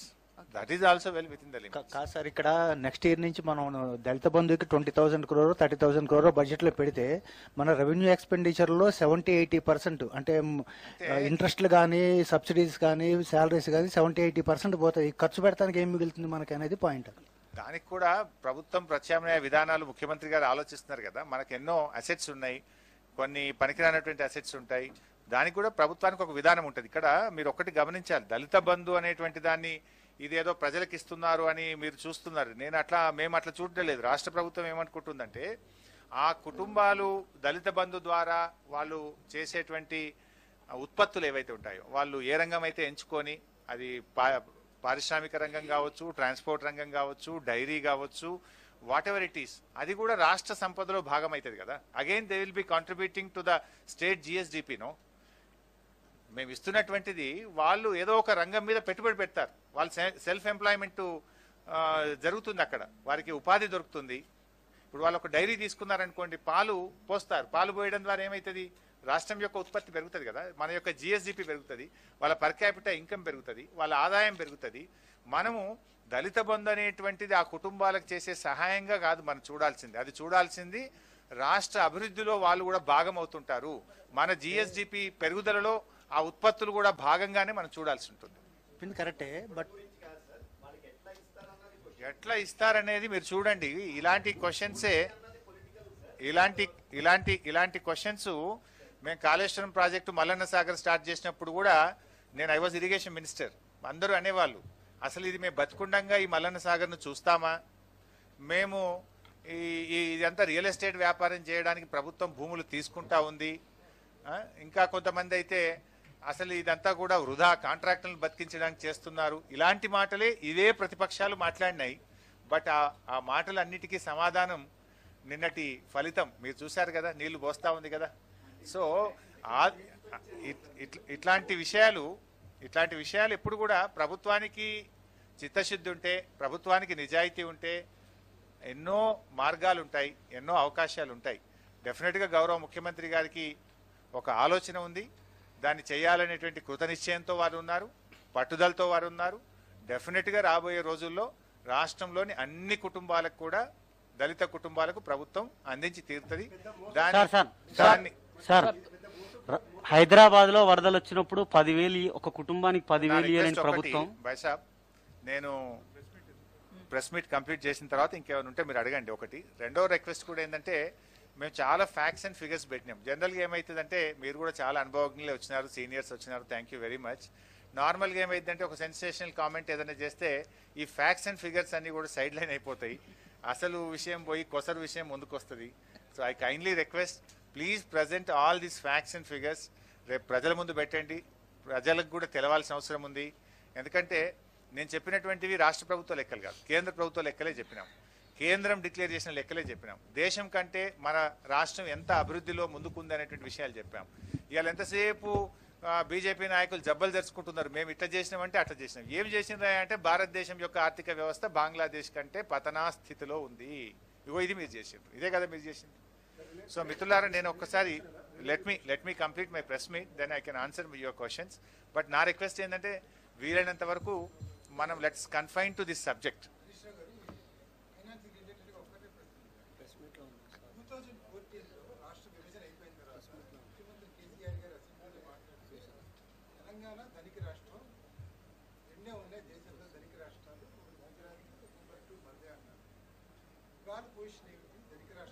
వంద శాతం ధనిక రాష్ట్రం, ఎప్పుడైనా తెలంగాణ ధనిక రాష్ట్రమేనే, దాంట్లో మేమే వెనకపోతలేం అన్న. ఇప్పుడు మీరు చూసింది కదా ఎస్ఓటి, అది డెఫినెట్గా వీ హ్యావ్ ఎ విజన్. గవర్నమెంట్కు ఒక రోల్ ఉంటుంది, ఒక ఆలోచన ఉంటుంది. మీరు చూడండి, ఎస్ఓటిఆర్లో we're number 1 in the country.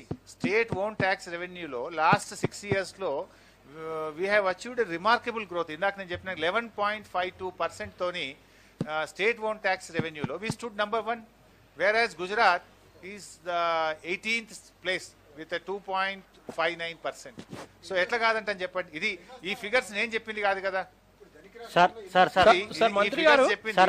రాష్ట్రంలోని భూములు అమ్మాల్సిన పరిస్థితి ఎందుకు ఏర్పడిందని చెప్పి ప్రతిపక్ష పార్టీలు అంటున్నాయి. తప్పకుండా ప్రభుత్వము, గత ప్రభుత్వాలు చేసిన పనిని ఇప్పుడు కూడా తెలంగాణ రాష్ట్ర ప్రభుత్వం చేస్తుందని. నిరర్ధకరమైనటువంటి ఆస్తులను పెట్టుకొని కూర్చున్న దానికంటే మన ఉత్పత్తులు పెంచుకోవడానికి, పేద వర్గాలకు సహాయం చేయడానికి, ఉపాధి కల్పన పెరగడానికి, రాష్ట్రం యొక్క సంపద పెరగడానికి, సంపదను పెరగాలి, సంపదను పేదలకు పంచాలి అన్నది ప్రభుత్వం యొక్క విధానం.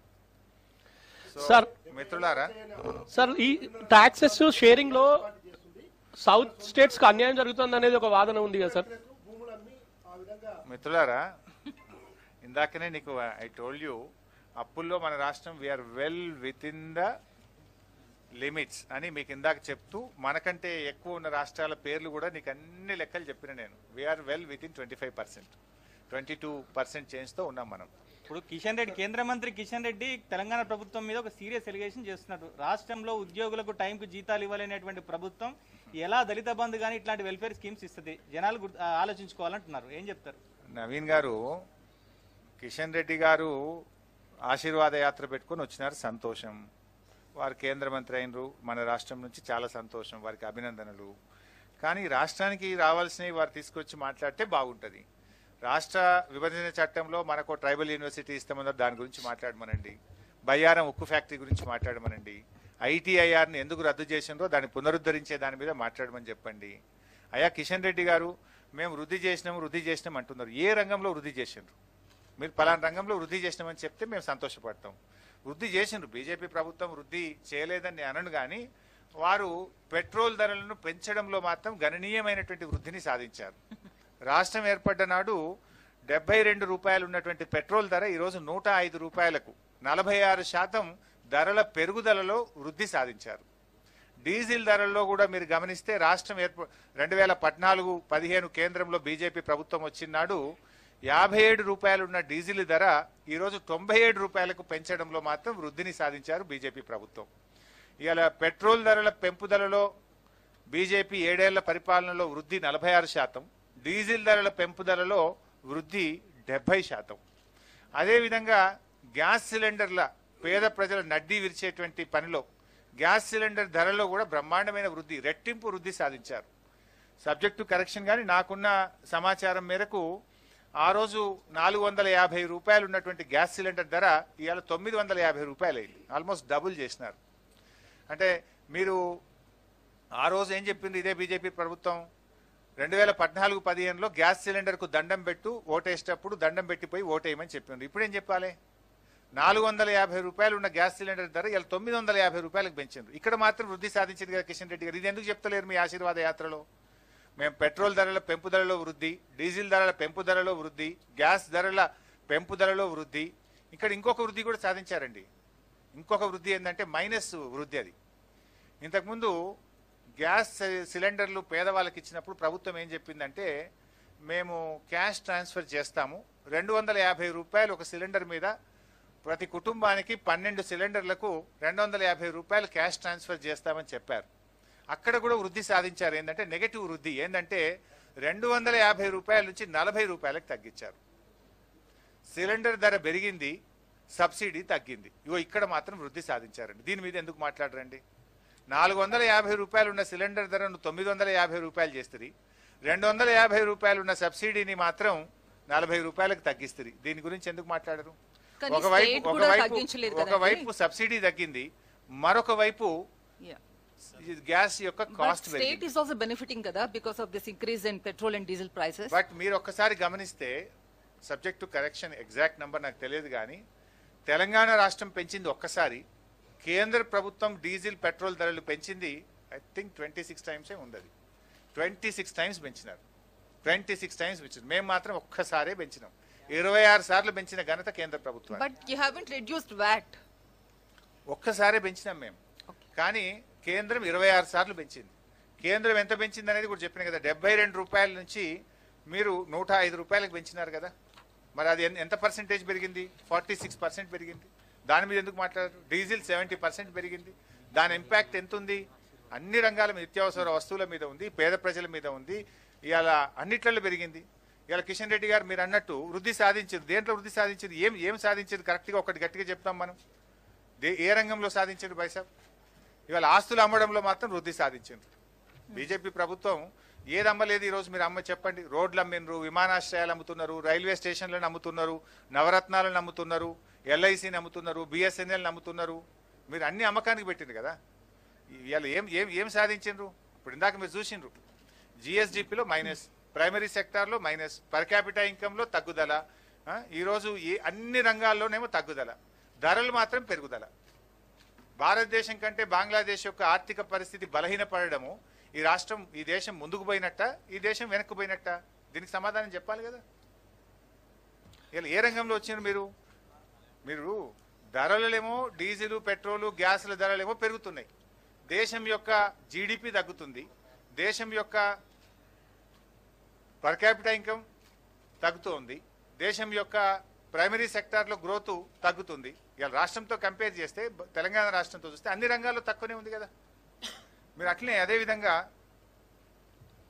సెస్ రూపంలో ఇవాళ మా అడ్వైజర్ గారు ఇస్తా ఉన్నారు. ఎంత పర్సెంట్ సార్ ఇది increase in cess? 16 rupees. Cess రూపంలో ఈరోజు పెట్రోల్, డీజిల్ మీద 16 రూపాయలు భారం వేసినారు ప్రజల మీద. బీజేపీ అధికారంలోకి వచ్చిన 7 సంవత్సరాల్లో సెస్ రూపంలో వేసినటువంటి భారం 16 రూపాయలు, 1 లీటర్ పెట్రోల్, 1 లీటర్ డీజిల్ మీద వేసినటువంటి భారం. అదేవిధంగా ఇదేంటి సార్, డిజిన్వెస్ట్మెంట్ శాఖ, అది వెంటనే పెట్టినాం, మనకు కూడా ప్రైజ్ ఇస్తామన్నారు కదా. మా అడ్వైజర్ గారు చెప్తున్నారు ఏంటంటే, దేశంలో ఒక బీసీ మంత్రిత్వ శాఖ పెట్టమంటే పెట్టలేదు, కానీ ఒక డిజిన్వెస్ట్మెంట్ శాఖ మాత్రం పెట్టినారు. అంటే ఉన్న ప్రభుత్వ రంగ సంస్థలను అమ్మకానికి పెట్టేటువంటి శాఖ మాత్రం పెట్టినారు. దాంట్లో రాష్ట్రాలకు కూడా ఆఫర్ ఇచ్చిండ్రు, మీరు కూడా తొందరగా అమ్మండి, మీకు కూడా praise first come first prize ఇచ్చారు. ఒక 6,000 కోట్ల రూపాయల బడ్జెట్ ఉంది కేంద్రంలో. ఏ రాష్ట్రాలు అయితే వారి వారి రాష్ట్రాల్లో ప్రభుత్వ రంగ సంస్థలను మీరు అమ్మకానికి పెడతారో ఆ రాష్ట్రాలకు ప్రైజ్ ఇస్తామని చెప్పింది కేంద్ర ప్రభుత్వం. First come first, A ceiling of 1,000 crores per state. 6,000 crores లో 1,000 is the upper ceiling for a state. So మీరు అమ్మితే మీకు 1,000 కోట్ల ప్రైజ్ ఉంది. సో అయితే మిత్రులారా, మరి ఈరోజు మేము మీతో కోరేది ఒక్కటే, మన రాష్ట్రంలో ఈ మధ్య కాలంలో ప్రతిపక్షాలు ఏంటంటే ఒకరికి మించి ఒకరు విమర్శలు చేసే ప్రయత్నం చేస్తున్నారు. ఒకటేమో విత్ ఇన్ ద పార్టీ, ఇంకోటేమో ఎమాంగ్ ద పార్టీస్. ఒకటేమో బీజేపీలో కిషన్ రెడ్డి గారు బండి సంజయ్ గారి మీద పై చేయి సాధించాలనో, బండి సంజయ్ గారు కిషన్ రెడ్డి గారి మీద పై చేయి సాధించాలనో విమర్శలు చేసే ప్రయత్నం, లేదా రాష్ట్రంలో మేమే ప్రత్యామ్నాయం అంటే మేమే ప్రత్యామ్నాయం అని కాంగ్రెస్ బీజేపీలు కూడా ఈరోజు విమర్శలు చేస్తూ వస్తున్నారు. అసలు వాళ్ళు దేనికి ప్రత్యామ్నాయం? ద్వితీయ స్థానం కోసం ఎవరు ప్రత్యామ్నాయమో మీరు కొట్టాడుకోవాలి. ఈ రాష్ట్రంలో ప్రథమ స్థానంలోకి ఎప్పుడు రాలేరు. కేసీఆర్ గారు ఉన్నంత కాలం, టీఆర్ఎస్ పార్టీ ఉన్నంత కాలం డెఫినెట్గా టీఆర్ఎస్ పార్టీయే ప్రథమ స్థానంలో ఉంటుంది, ప్రభుత్వంలో ఉంటుంది. మీరు ప్రత్యామ్నాయం అని మీరు మాట్లాడే మాటలు ఏంటంటే మేము రెండవ స్థానంలోకి వెళ్ళాలి, మేము రెండవ స్థానంలోకి వెళ్ళాలని రెండవ స్థానం కోసం కాంగ్రెస్ బీజేపీలు పోటీ పడుతున్నట్టాయి. కానీ మొదటి స్థానం కోసం మాత్రం దరిదాపుల్లో కూడా మీరు ఎవరు లేరు, రారు కూడా. ఇవాళ మేము మీతో కూడా కోరేది ఏంటంటే బేసికల్లీ వాళ్ళకి ఒక ఇష్యూ ఏంటంటే ప్రతిపక్షాలు గత 6-7 సంవత్సరాలుగా మీరు గమనిస్తే వాళ్ళు సమస్యలు లేవు వాళ్ళకి. అసలు ప్రజా సమస్యలు లేకపోవడమే వారికి ప్రధానమైన సమస్యగా కనబడతా ఉంది నాకు. ఎందుకంటే మేము చాలా రోజుల నుంచి ఎమ్మెల్యేలు ఉన్నాం, ప్రతిపక్షంలో పనిచేసినాం, అసెంబ్లీలో మేము కూడా ఉన్నాం. 2014-15 నుంచి మేము చూస్తే ఎప్పుడు అసెంబ్లీకి పోయినా ఫస్ట్ మొదటి రోజు ఎమ్మెల్యేలు ఏం చేసేవాళ్ళు? ఖాళీ బిందెల ప్రదర్శన, క్యాండిల్లు కందిళ్ళ ప్రదర్శన ఉన్నాయా ఈ రాష్ట్రంలో? ఇప్పుడు గత 7 సంవత్సరాలుగా అసెంబ్లీకి వస్తున్నారు అందరూ. వరి కంకులు, ఎండిపోయిన వరి కంకులు పట్టుకొని, వరి చేళ్లను పట్టుకొని, మక్క కంకులను పట్టుకొని అసెంబ్లీకి ఎమ్మెల్యేలు వచ్చేవారు. ఖాళీ కుండల ప్రదర్శన, కందిళ్ళ ప్రదర్శన, ఎండిపోయిన వరి చేళ్లు మక్క చేళ్లతోని ఎమ్మెల్యేలు ప్రదర్శన చేసేవాళ్ళు. ఇవాళ అవకాశం ఉందా? మేమే నడిచినాం. గన్ పార్క్ నుంచి, అంబేద్కర్ నుంచి, ఇందిరా పార్క్ నుంచి ఎమ్మెల్యేల ఖాళీ కుండల యాత్రలు ఈరోజు ఈ రాష్ట్రంలో ఉన్నాయా? ఇవాళ దీనికి కారణం ఏంది? గౌరవ ముఖ్యమంత్రి గారు కేసీఆర్ గారు ఇలా అద్భుతమైనటువంటి ప్రగతిని సాధించి అసలు వీళ్ళకి సమస్యలు లేకుండా పోయినాయి, ఎజెండా లేకుండా పోయింది ప్రతిపక్షాలకు.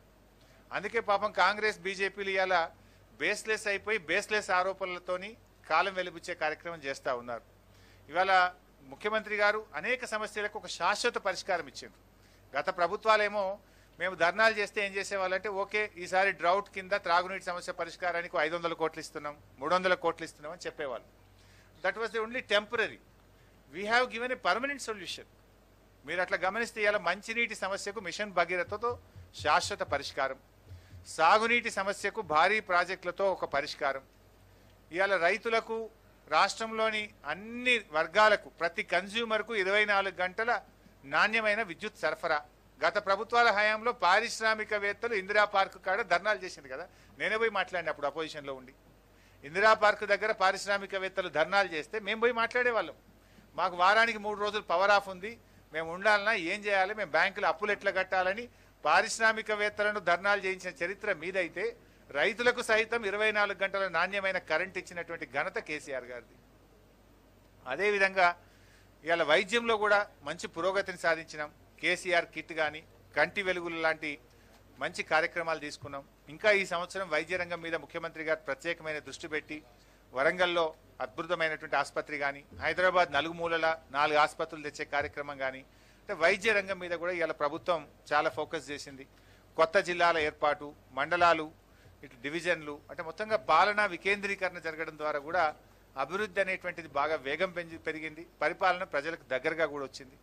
ధరణితో కూడా ఇలా అనేక 95%, 95% వ్యవసాయ భూ సమస్యలకు ఒక పరిష్కారం దొరికింది. వేగవంతంగా ఇవాళ పాస్బుక్లు కానీ రిజిస్ట్రేషన్ ప్రక్రియ జరుగుతూ ఉంది.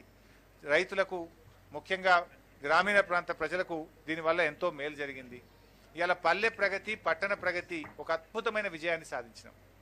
ఐ కెన్ ప్రౌడ్లీ సే భారతదేశంలో భారతదేశంలో ఏ రాష్ట్రంలోనైనా గ్రామంలో తెలంగాణ రాష్ట్రంలో జరిగిన అభివృద్ధి జరిగిందా? ఏ రాష్ట్రమైనా ఐఎమ్ ఛాలెంజింగ్ ద అపోజిషన్స్. ఇవాళ మన దేశంలో ఒకసారి గమనిస్తే కాంగ్రెస్ మరియు బీజేపీ పాలిత రాష్ట్రాలు ఆల్మోస్ట్ బీజేపీ మరియు బీజేపీ మిత్రపక్షాలు 18 బాబు 18 రాష్ట్రాల్లో బీజేపీ మిత్రపక్షాలు పరిపాలిస్తున్నాయి. ఒక 5 రాష్ట్రాల్లో కాంగ్రెస్ మరియు కాంగ్రెస్ మిత్రపక్షాలు పరిపాలిస్తున్నాయి. మన రాష్ట్రంలో రోజు కాంగ్రెస్ బీజేపీ నాయకులు మాట్లాడుతున్నారు. నేను వారిని అడుగుతా ఉన్నా, మీ బీజేపీ పాలిత రాష్ట్రంలో కానీ మీ ఏ కాంగ్రెస్ పాలిత రాష్ట్రంలోనైనా సరే రైతులకు 24 గంటల ఉచిత కరెంట్ ఇస్తుండ్రా? మేము పల్లె ప్రగతిలో చేసినట్టు గ్రామానికి ట్రాక్టరు, ట్యాంకరు, ట్రాలీ, పల్లె ప్రకృతి వనము, వైకుంఠధామము, డంప్ యార్డు ఇవన్నీ కూడా నిర్మించినాం. రాష్ట్రంలో 12,700 గ్రామాలుంటే ప్రతి గ్రామంలో ఉంది. మీరు ఏ గ్రామానికన్నా వెళ్ళండి. ఈ గ్రామం ఆ గ్రామం కాదు, అది కాంగ్రెస్ సర్పంచ్ ఉన్నా ఉంటుంది, బీజేపీ సర్పంచ్ ఉన్నా ఉంటుంది, ఏ పార్టీ సర్పంచ్ ఉన్నా ఉంటుంది, ఏ పార్టీ ఎమ్మెల్యే ఉన్న నియోజకవర్గంలోనైనా ఉంటాయి. రాష్ట్రంలోని ప్రతి గ్రామంలో అంటే క్వాలిటీ ఆఫ్ లైఫ్ పెరగాలని ముఖ్యమంత్రి గారు ఒక వైకుంఠధామం, ఒక డంప్ యార్డు, ఒక ట్రాక్టరు, ఒక ట్యాంకరు, ఒక ట్రాలీ, ఒక నర్సరీ, ఒక పల్లె ప్రకృతి వనం ప్రతి గ్రామంలో ఏర్పాటు చేసినాం. ఇది గతంలో ఎవరన్నా చేసిందా?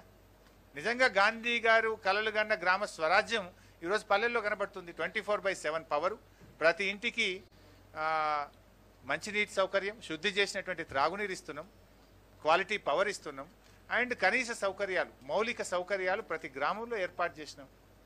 ఇది ఏ కాంగ్రెస్ పాలిత రాష్ట్రంలోనైనా చూపిస్తారా? వెళ్దాం. ఏ బీజేపీ పాలిత రాష్ట్రంలోకైనా వెళ్దాం. ఊరూరికి ట్రాక్టర్, ట్యాంకర్, ట్రాలీ, నర్సరీ, వైకుంఠధామం, డంప్ యార్డ్ ఉన్నాయా నాకు చెప్పండి. ఉంటే ఏ రాష్ట్రమో చెప్పండి, వస్తాం, మేము కూడా రెడీగా ఉన్నాం. విమర్శలు చేయడం కాదు. ఇవాళ ప్రభుత్వం ఒక ప్రణాళికబద్ధంగా పనిచేయడం వల్ల ఇంత అద్భుతమైనటువంటి ఫలితాలు మనం సాధిస్తూ ఉన్నాం. అందువల్లనే ఇవాళ ప్రతిపక్షాలకు అసలు సమస్య ఏంటంటే వాళ్ళకు నిజమైన ప్రజా సమస్యలు దొరుకుతలేవు. గతంలో పోరాటాలు ఏముంటుండే? పోరాటాలు నీళ్ల మీద, కరెంటు మీద, ట్రాన్స్ఫార్మర్లు కాలిపోతున్నాయని, లేదా ఎరువులు దొరుకుతలేవని, సకాలంలో విత్తనాలు దొరుకుతలేవని, పండిన పంట కొంటలేరని, మంచినీళ్లు వస్తలేవని. ఇవాళ సమస్యలే లేవు, ఉన్నాయి. వాటిని పరిష్కరిస్తాం. మెయిన్ ఇష్యూస్ మేము పరిష్కారం చేసినాం. ఇంకా కొన్ని ఉన్నాయి, దాన్ని ప్రణాళికబద్ధంగా దెన్ గవర్నమెంట్ ఒకటి తర్వాత ఒకటి ముఖ్యమంత్రి గారు దృష్టి పెట్టి ఇవాళ మేము ముందుకు పోతా ఉన్నాం. ఆసరా పెన్షన్లు, కళ్యాణ లక్ష్మి, కేసీఆర్ కిట్టు, 6 కిలోల బియ్యం, ఇలా అనేక కార్యక్రమాలు మేము చేస్తూ ఉన్నాం. కానీ ఒక్క బాధ కలిగించే అంశం ఏంటంటే, ఈవెన్ ఐఎమ్ అపీలింగ్, ఈ రాష్ట్ర పౌరులుగా మనం రాష్ట్రం గురించి గొప్పగా చెప్పుకోవాలి. రాష్ట్రం అద్భుతమైనటువంటి ప్రగతిని సాధించుకున్నాం. సరే, మేము మా ప్రభుత్వం చేసిన మంచి పనులు మీరు చెప్పబుద్ధి కాకపోతే చెప్పకండి, ఏం పర్వాలేదు. కానీ రాష్ట్రం పరువు తీయద్దు, రాష్ట్రం యొక్క గౌరవాన్ని తగ్గించద్దు. దేశం ముందు రాష్ట్రం యొక్క గౌరవం పెరిగేటట్టుగా ప్రతిపక్షాలు ఉంటే ప్రజల్లో మీకు కూడా గౌరవం ఉంటుంది. సరే, మేము ఏదైనా తప్పొప్పులు చేస్తే విమర్శించండి, వి రిసీవ్. అదేవిధంగా ఇంకేదైనా స్పెసిఫిక్గా మీరు చెప్పాలనుకుంటే మాకు చెప్పండి. కానీ వీళ్ళ వ్యవహారం ఎట్లుందంటే, వాళ్ళ విమర్శలు సెల్ఫ్ గోల్ కొట్టుకుంటున్నారు. వాళ్ళు ఈ మధ్యలో వాళ్ళు చేసే విమర్శలు టీఆర్ఎస్ మీద అక్కస్తోనో టీఆర్ఎస్ మీద విమర్శలు చేయబోయి కొన్ని సందర్భాల్లో వాళ్ళు రాష్ట్రాన్ని అభాస్పాలు చేస్తున్నారు. వాళ్ళకు వాళ్ళు సెల్ఫ్ గోల్ కొట్టుకుంటున్నారు. ఏం మాట్లాడుతున్నారు? తెలంగాణ రాష్ట్రం నాశనం అయిపోయిందనో, తెలంగాణలో తాలిబన్ల రాజ్యం వచ్చిందనో, తెలంగాణ ఆగమైపోయిందనో, తెలంగాణ అవినీతిమయమైపోయిందనో, ఇట్లా రకరకాలుగా విమర్శలు చేస్తున్నారు. ఇది రాష్ట్రాన్ని కించపరచడం కాదా? రాష్ట్రం యొక్క గౌరవాన్ని తగ్గించడం కాదా? ఇది రాష్ట్రాన్ని అభాసుపాలం, దేశం ముందు అభాసుపాలు చేయడం కాదా? ఇది ఏ రకంగా ప్రతిపక్షాలకు వాంఛనీయమని నేను అడుగుతా ఉన్నా. రాష్ట్ర ప్రజలు దీన్ని మెచ్చుకుంటారు అనుకుంటున్నారా?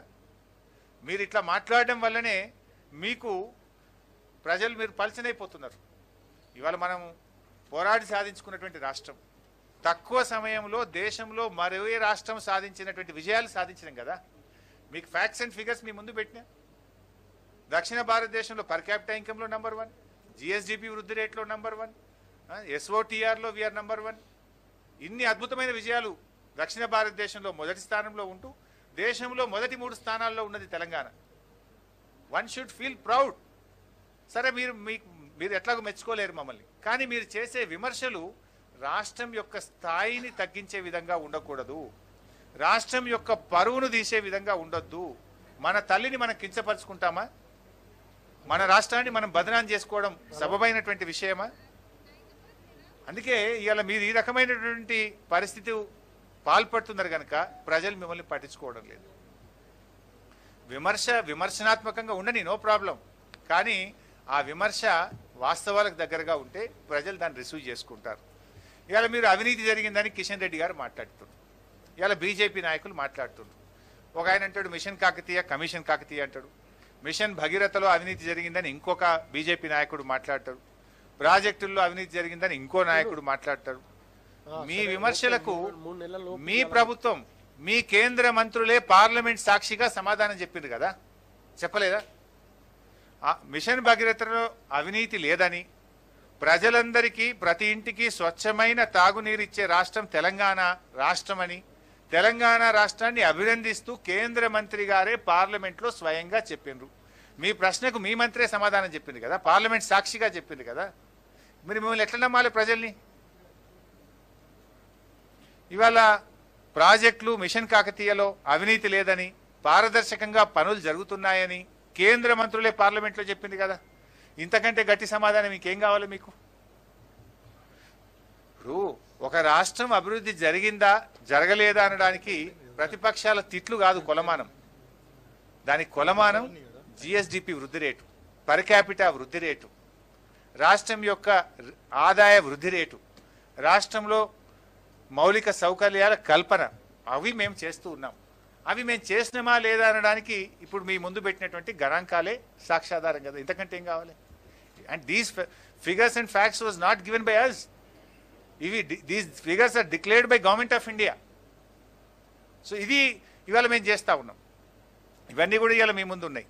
సో అందువల్ల ప్రపంచవ్యాప్తంగా కూడా ఇదే పద్ధతి. ప్రపంచంలో ఎక్కడైనా ఏ దేశం అభివృద్ధి చెందిందా అని దేని మీద చెప్తారు? ఇలా అమెరికా అభివృద్ధిలో ఉందనో జపాన్ అభివృద్ధిలో ఉందంటే దేన్ని చూసుకొని చెప్తారు?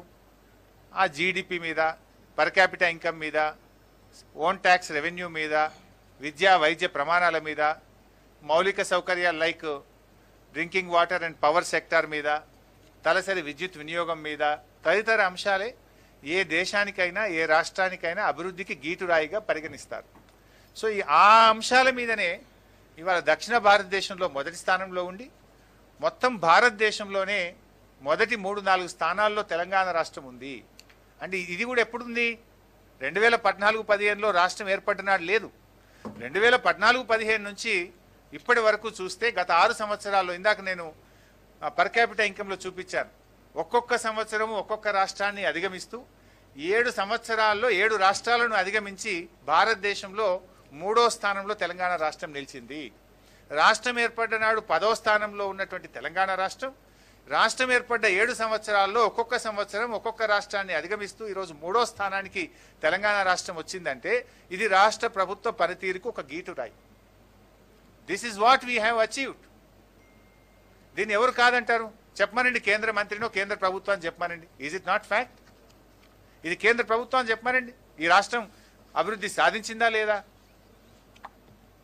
సో ఇట్లా మేము వివిధ రంగాల్లో తీసుకొని రావడం జరిగింది. అదేవిధంగా ఇందాక నేను ఇంకో పాయింట్ కూడా చెప్పినాను మీకు. నేను జిఎస్డిపిలో we're the 6th highest contributor. భారతదేశం యొక్క జీడిపికి Telangana 6th highest contributor. Whereas మనం గమనిస్తే జియోగ్రఫికల్గా 11వ స్థానంలో, పాపులేషన్లో 12వ స్థానంలో ఉన్నాం. అంటే మనకంటే పెద్ద రాష్ట్రాలు ఉన్నాయి చాలా. ఆ పెద్ద రాష్ట్రాల కంటే కూడా అధిక ఆదాయాన్ని ఈ దేశ సంపదకు సమకూరుస్తున్న రాష్ట్రం తెలంగాణ రాష్ట్రం. ముఖ్యమంత్రి గారు అప్పుడప్పుడు ఎప్పుడు చెప్పేవారు, ఈ దేశాన్ని సాకుతున్న 4-5 రాష్ట్రాల్లో తెలంగాణ ఒకటి. ఇక్కడ మనం గమనించాల్సింది ఏంటంటే తెలంగాణకు కేంద్రం ఇచ్చేది తక్కువ, కేంద్రానికి ఈ దేశానికి తెలంగాణ కాంట్రిబ్యూట్ చేస్తున్నది ఎక్కువ.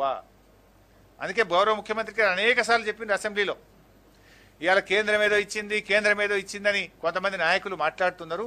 కేంద్రం ఇచ్చేది తక్కువ, ఇవాళ కేంద్రానికి మనం ఇచ్చేది ఎక్కువ.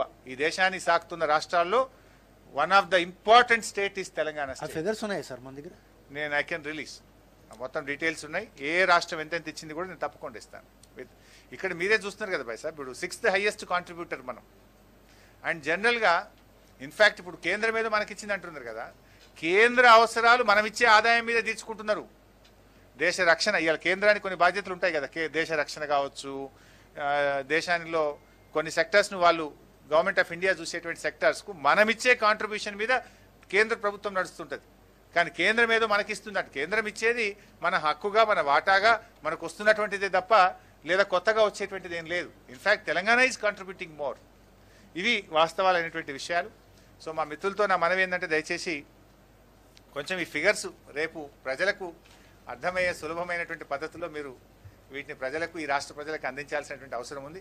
ఎందుకంటే ఒక అబద్ధాన్ని 100 సార్లు చెప్తే నిజమైంది అన్నట్టు ఈ మధ్య ప్రతిపక్షాలు గోబల్స్ ప్రచారానికి పాల్పడ్డారు. ఒక్కొక్కరు పెద్ద గొంతు చేసుకొని వాళ్ళు మాట్లాడుతున్నారు. మేము చెప్తున్నది ఏంది, మేము పెడుతున్నది ఓన్లీ ఫిగర్స్ పెట్టినాం, మేము సాధించిన పురోగతిని పెట్టినాం. ఇవాళ ఈ దేశంలో ఏ బీజేపీ పాలిత రాష్ట్రం కంటే, ఏ కాంగ్రెస్ పాలిత రాష్ట్రం కంటే తెలంగాణ ఎంత ముందున్నది, ఎంత బాగా మేము గ్రోత్ రేట్ని అచీవ్ చేసినాం అనేటువంటి విషయాలు మేము ప్రజల ముందు పెట్టినాం. ఇది ప్రభుత్వ పనితీరుకు గీట్రాయి. సార్ మినిస్టర్ గారు, ఇప్పుడు మీరు కేబినెట్ సబ్ కమిటీ చైర్మన్ దాదాపు 2 నెలలు అవుతుంది. గవర్నమెంట్ నుంచి ఒక clear cut figure vacancies position ఇంతవరకు రాలేదు. సో ఫిగర్స్ అన్నీ కూడా రెడీ అయిపోయినాయి. త్వరలోనే అది రాష్ట్ర కేబినెట్కు గౌరవ ముఖ్యమంత్రి గారికి మేము ప్రజెంట్ చేస్తున్నాం. దాంట్లో ఒక డిఫికల్టీస్ ఒక 2-3 ఏమొచ్చినాయి అంటే, ఈ మధ్యలోనే మనకు ఇది వచ్చింది, ఏదొచ్చిందంటే డిస్ట్రిక్ట్ బైఫర్కేషన్ యాక్ట్ వచ్చింది. కొత్త మనకు జిల్లాలకు సంబంధించి ప్రెసిడెన్షియల్ ఆర్డరు మనకు వచ్చింది. దాంట్లో ఈ కొత్త జిల్లాల ఆధారంగా local post, zonal post, multi zonal post, state పోస్టుగా చేయాలి. సో రిక్రూట్మెంట్ చేసేటప్పుడు ఏమైందంటే ఆ జిల్లా ప్రజలకు 95% ఖాళీలు ఆ జిల్లా ప్రజలకే ఉద్యోగాలు వస్తాయి. ఏది జిల్లా పోస్ట్ అయితే, జోనల్ పోస్ట్లో దాని రిజర్వేషన్ ఉంటుంది. సో కొత్తగా వచ్చినటువంటి జోనల్ ఆధారంగా ఆ ఉద్యోగులను మనం బైఫర్కేట్ చేయాల్సిన అవసరం ఉంటుంది. అప్పుడు దెన్ మనకు బ్రాడ్ ఫిగర్ వచ్చింది. But district wise post identify చేయకపోతే మళ్ళీ ఏదైనా ఒక జిల్లాకు నష్టం జరిగే అవకాశం ఉంటుంది. మనకు బ్రాడ్గా ఎన్ని ఖాళీలు ఉన్నాయి అనేటువంటిది మేము లెక్క చేసినాం. కానీ ఉమ్మడి జిల్లా ఆధారంగా అప్పుడు రిక్రూట్మెంట్ అయింది. ఇప్పుడు వాళ్ళను కొత్త జిల్లాల ఆధారంగా వాళ్ళను బైఫర్కేషన్ ప్రక్రియ జరిగితే ఏ జిల్లాలో ఎన్ని ఖాళీలు అనేటువంటివి గుర్తించాలి. అది గుర్తించడం పూర్తి అయిపోతే అప్పుడు మనం నోటిఫికేషన్ ఇస్తే ఆ లోకల్ వాళ్లకు ఎక్కువ లాభం జరిగేటువంటి అవకాశం ఉంది. అండ్ అది కూడా మొత్తం ఎక్సర్సైజ్ పూర్తి అయిపోయి ఆల్మోస్ట్ తుది దశకు చేరుకున్నది. Very shortly we're going to submit it to the government. మంత్రి గారు అగ్రికల్చర్ తర్వాత ఎలక్ట్రిసిటీ బిల్స్ కు సంబంధించి మీరు ఇప్పుడు జీడిపి జిఎస్డిపి గురించి చెప్పారు. రేపు ఆ చట్టాలు అమలైతే ఇదే జిఎస్డిపి జీడిపిలో మన అగ్రికల్చర్ ఎలక్ట్రిసిటీ రంగాలు ఇదే విధంగా ఉంటాయని భావిస్తున్నారా? అందుకే కదనే మా బాధ అంతా కూడా. ఇవాళ కేంద్ర ప్రభుత్వము ఆ చట్టాన్ని వెనక్కి తీసుకోవాలని ఇవాళ తెలంగాణ ప్రభుత్వం అసెంబ్లీలోనే తీర్మానం చేసింది కదా. తెలంగాణ ప్రభుత్వము ఇవాళ మేము అగ్రికల్చర్ ఫ్రెండ్లీ స్టేట్, గౌరవ ముఖ్యమంత్రి గారు స్వయంగా ఒక రైతు, ఆయన రైతు బాంధవుడు, రైతు కోసం పనిచేసే ముఖ్యమంత్రి గారు. అందుకే ఈ కేంద్ర ప్రభుత్వం ఈ మధ్య తెచ్చిన 2 చట్టాలు రైతుకు గుదిబండగా మారుతాయి. ఇవాళ విద్యుత్ చట్టం కావచ్చు, వ్యవసాయ చట్టం కావచ్చు, ఈ 2 చట్టాలను కూడా రద్దు చేయాలని, ఈ 2 చట్టాలను వెనక్కు తీసుకోవాలని తెలంగాణ రాష్ట్ర సమితి, తెలంగాణ ప్రభుత్వము అనేక సందర్భాల్లో మేము డిమాండ్ చేస్తూ వస్తున్నాం, దాన్ని వ్యతిరేకిస్తూ వస్తున్నాం. ఇది మంచిది కాదు. రేపు ఏమైతాయి, మీరన్న విద్యుత్ చట్టము, ఆ విద్యుత్ చట్టంలో ఏముందంటే వాళ్ళు వాడినటువంటి పదం, విద్యుత్ చట్టంలో ఆడిట్ ఉండాలి, ఎలక్ట్రిసిటీ ఆడిట్ ఉండాలి అని వాళ్ళు మాట్లాడుతున్నారు. ఆడిట్ అనేది ఎప్పుడు పాసిబుల్ అవుతుంది? ప్రతి వినియోగదారుడికి మీటర్ పెట్టి ఎంత కరెంటు వాడిండు అని లెక్క తేలితే ఆడిట్ అనే ఎనర్జీ ఆడిట్ అనేది జరుగుతుంది. When you can do audit. ఈరోజు మనము రైతులకు ఎట్లాగో ఫ్రీ కరెంట్ ఇస్తున్నాం కదా, దానికి మీటర్లు ఎందుకు? ఫ్రీ కరెంటే అన్నప్పుడు మళ్ళీ మీటర్ పెట్టుడు ఎందుకు, లెక్క తీసుడు ఎందుకు అని మీటర్లు లేకుండా ఈ రాష్ట్రంలో రైతులకు 24 గంటల ఉచిత విద్యుత్ ఇస్తున్నాం. కేంద్ర ప్రభుత్వ విద్యుత్ చట్టంలో ఏమన్నది, ఎనర్జీ ఆడిట్ చెయ్యాలి అని ఒక యాక్ట్లో వాళ్ళు నిబంధన పెట్టినారు. వెన్ ఆడిట్ ఈజ్ పాసిబుల్, కొలమానం ఏంటి? ఆడిట్ జరగాలంటే లెక్క తీయాలి, ఎవరు ఎంత కరెంటు వాడినరు అని లెక్క తీయాలి. లెక్క తీయాలంటే ఏం చేయాలి? ప్రతి వ్యవసాయ బావి దగ్గర, బోరు దగ్గర కరెంటు మీటరు పెట్టి ఏ రైతు ఎన్ని యూనిట్ల కరెంటు కాల్చిండో లెక్క తీయాలి. ఇక్కడ డేంజర్ మీరు ఒక్కటి గమనించాలి. వాళ్ళు ఆ రోజు సిలిండర్లు సబ్సిడీ మీద ఇచ్చేటప్పుడు ఏమన్నారు?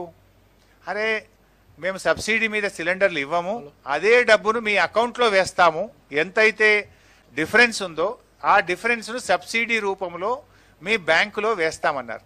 స్టార్ట్ చేసిండ్రు.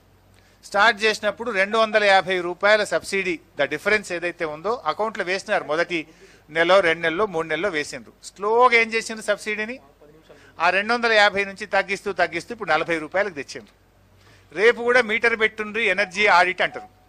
మీటర్ పెట్టినాక ఏమంటారు చిన్నగా ఇప్పుడు మీరు ఎట్లయితే గ్యాస్ సిలిండర్ల సబ్సిడీని తగ్గించుకుంటూ వచ్చిండ్రో రేపు ఎనర్జీ ఆడిట్ పేరు మీద బావుల దగ్గర బోర్ల దగ్గర మీటర్లు పెట్టి అక్కడ కూడా సబ్సిడీని తగ్గిస్తాము అని చెప్పి మళ్ళీ అగైన్ రేపు రైతుల మీద భారం వేసేటువంటి ఒక కుట్ర జరుగుతూ ఉంది.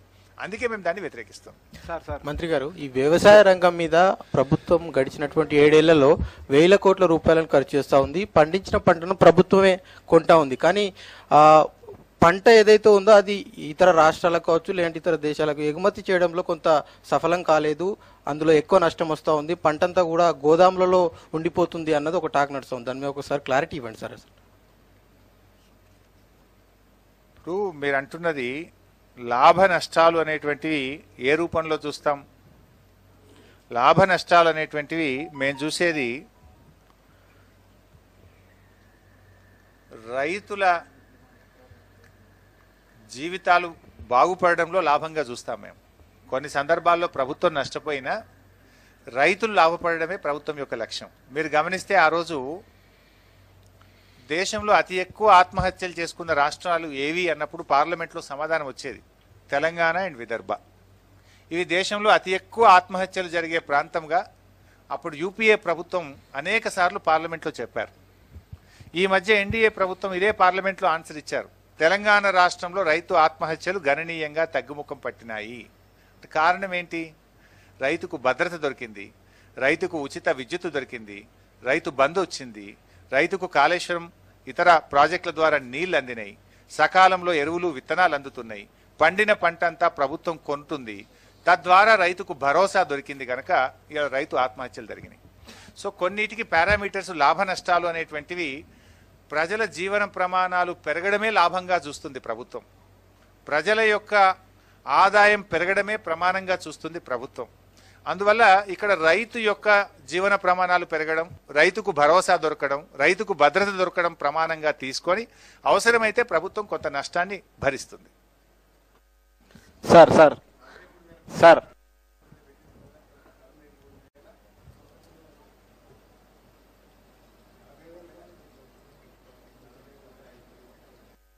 సార్ రాష్ట్ర ఆదాయ డెడ్ బటన్ ఎంత ఉందో చెప్పండి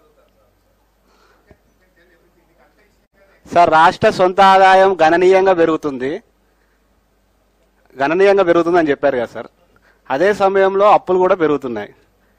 ఏదైనా స్కీమ్ అమలు చేయాలంటే ప్రభుత్వ ఆస్తులు అమ్ముతా అంటున్నారు. మిత్రులారా, దీన్ని ఏ రకంగా అర్థం చేసుకోవాలి సార్? దేశములో అత్యధిక ఆదాయం పెరిగిన రాష్ట్రం తెలంగాణ రాష్ట్రం అని మీకు లెక్కలతో సహా చెప్పాము. స్వంత ఆదాయాన్ని పెరుగుదలలో భారతదేశంలో అతి ఎక్కువ వృద్ధి రేటును నమోదు చేసి మొదటి స్థానంలో ఉంది తెలంగాణ రాష్ట్రం. 1. 2, జిఎస్డిపిలో జీడిపిలో కూడా మనం భారతదేశ జీడిపికి కాంట్రిబ్యూట్ చేసే దాంట్లో 6వ స్థానంలో తెలంగాణ రాష్ట్రం ఉంది. సో మీరు ఇవన్నీ గమనించినప్పుడు ఇంకో 3వ విషయం, మీరు అడిగిన ప్రశ్నది నేను ముందే సమాధానం చెప్పిన. అప్పుల విషయంలో కూడా మనకంటే ఏ రాష్ట్రం ఎంత ఎక్కువ ఉందో కూడా చెప్పినాను. ఇవాళ జిఎస్డిపి అప్పుల్లో చూసినట్టయితే పంజాబ్ 36%, కాంగ్రెస్ పాలిత పంజాబ్ రాష్ట్రం 36.67% అప్పులతో ఉంది. బెంగాల్ 34%, రాజస్థాన్ 34%, ఉత్తరప్రదేశ్ బీజేపీ పాలిత రాష్ట్రం 33%. కానీ తెలంగాణ రాష్ట్రానికి వచ్చినప్పుడు we're well within limits 22.83%.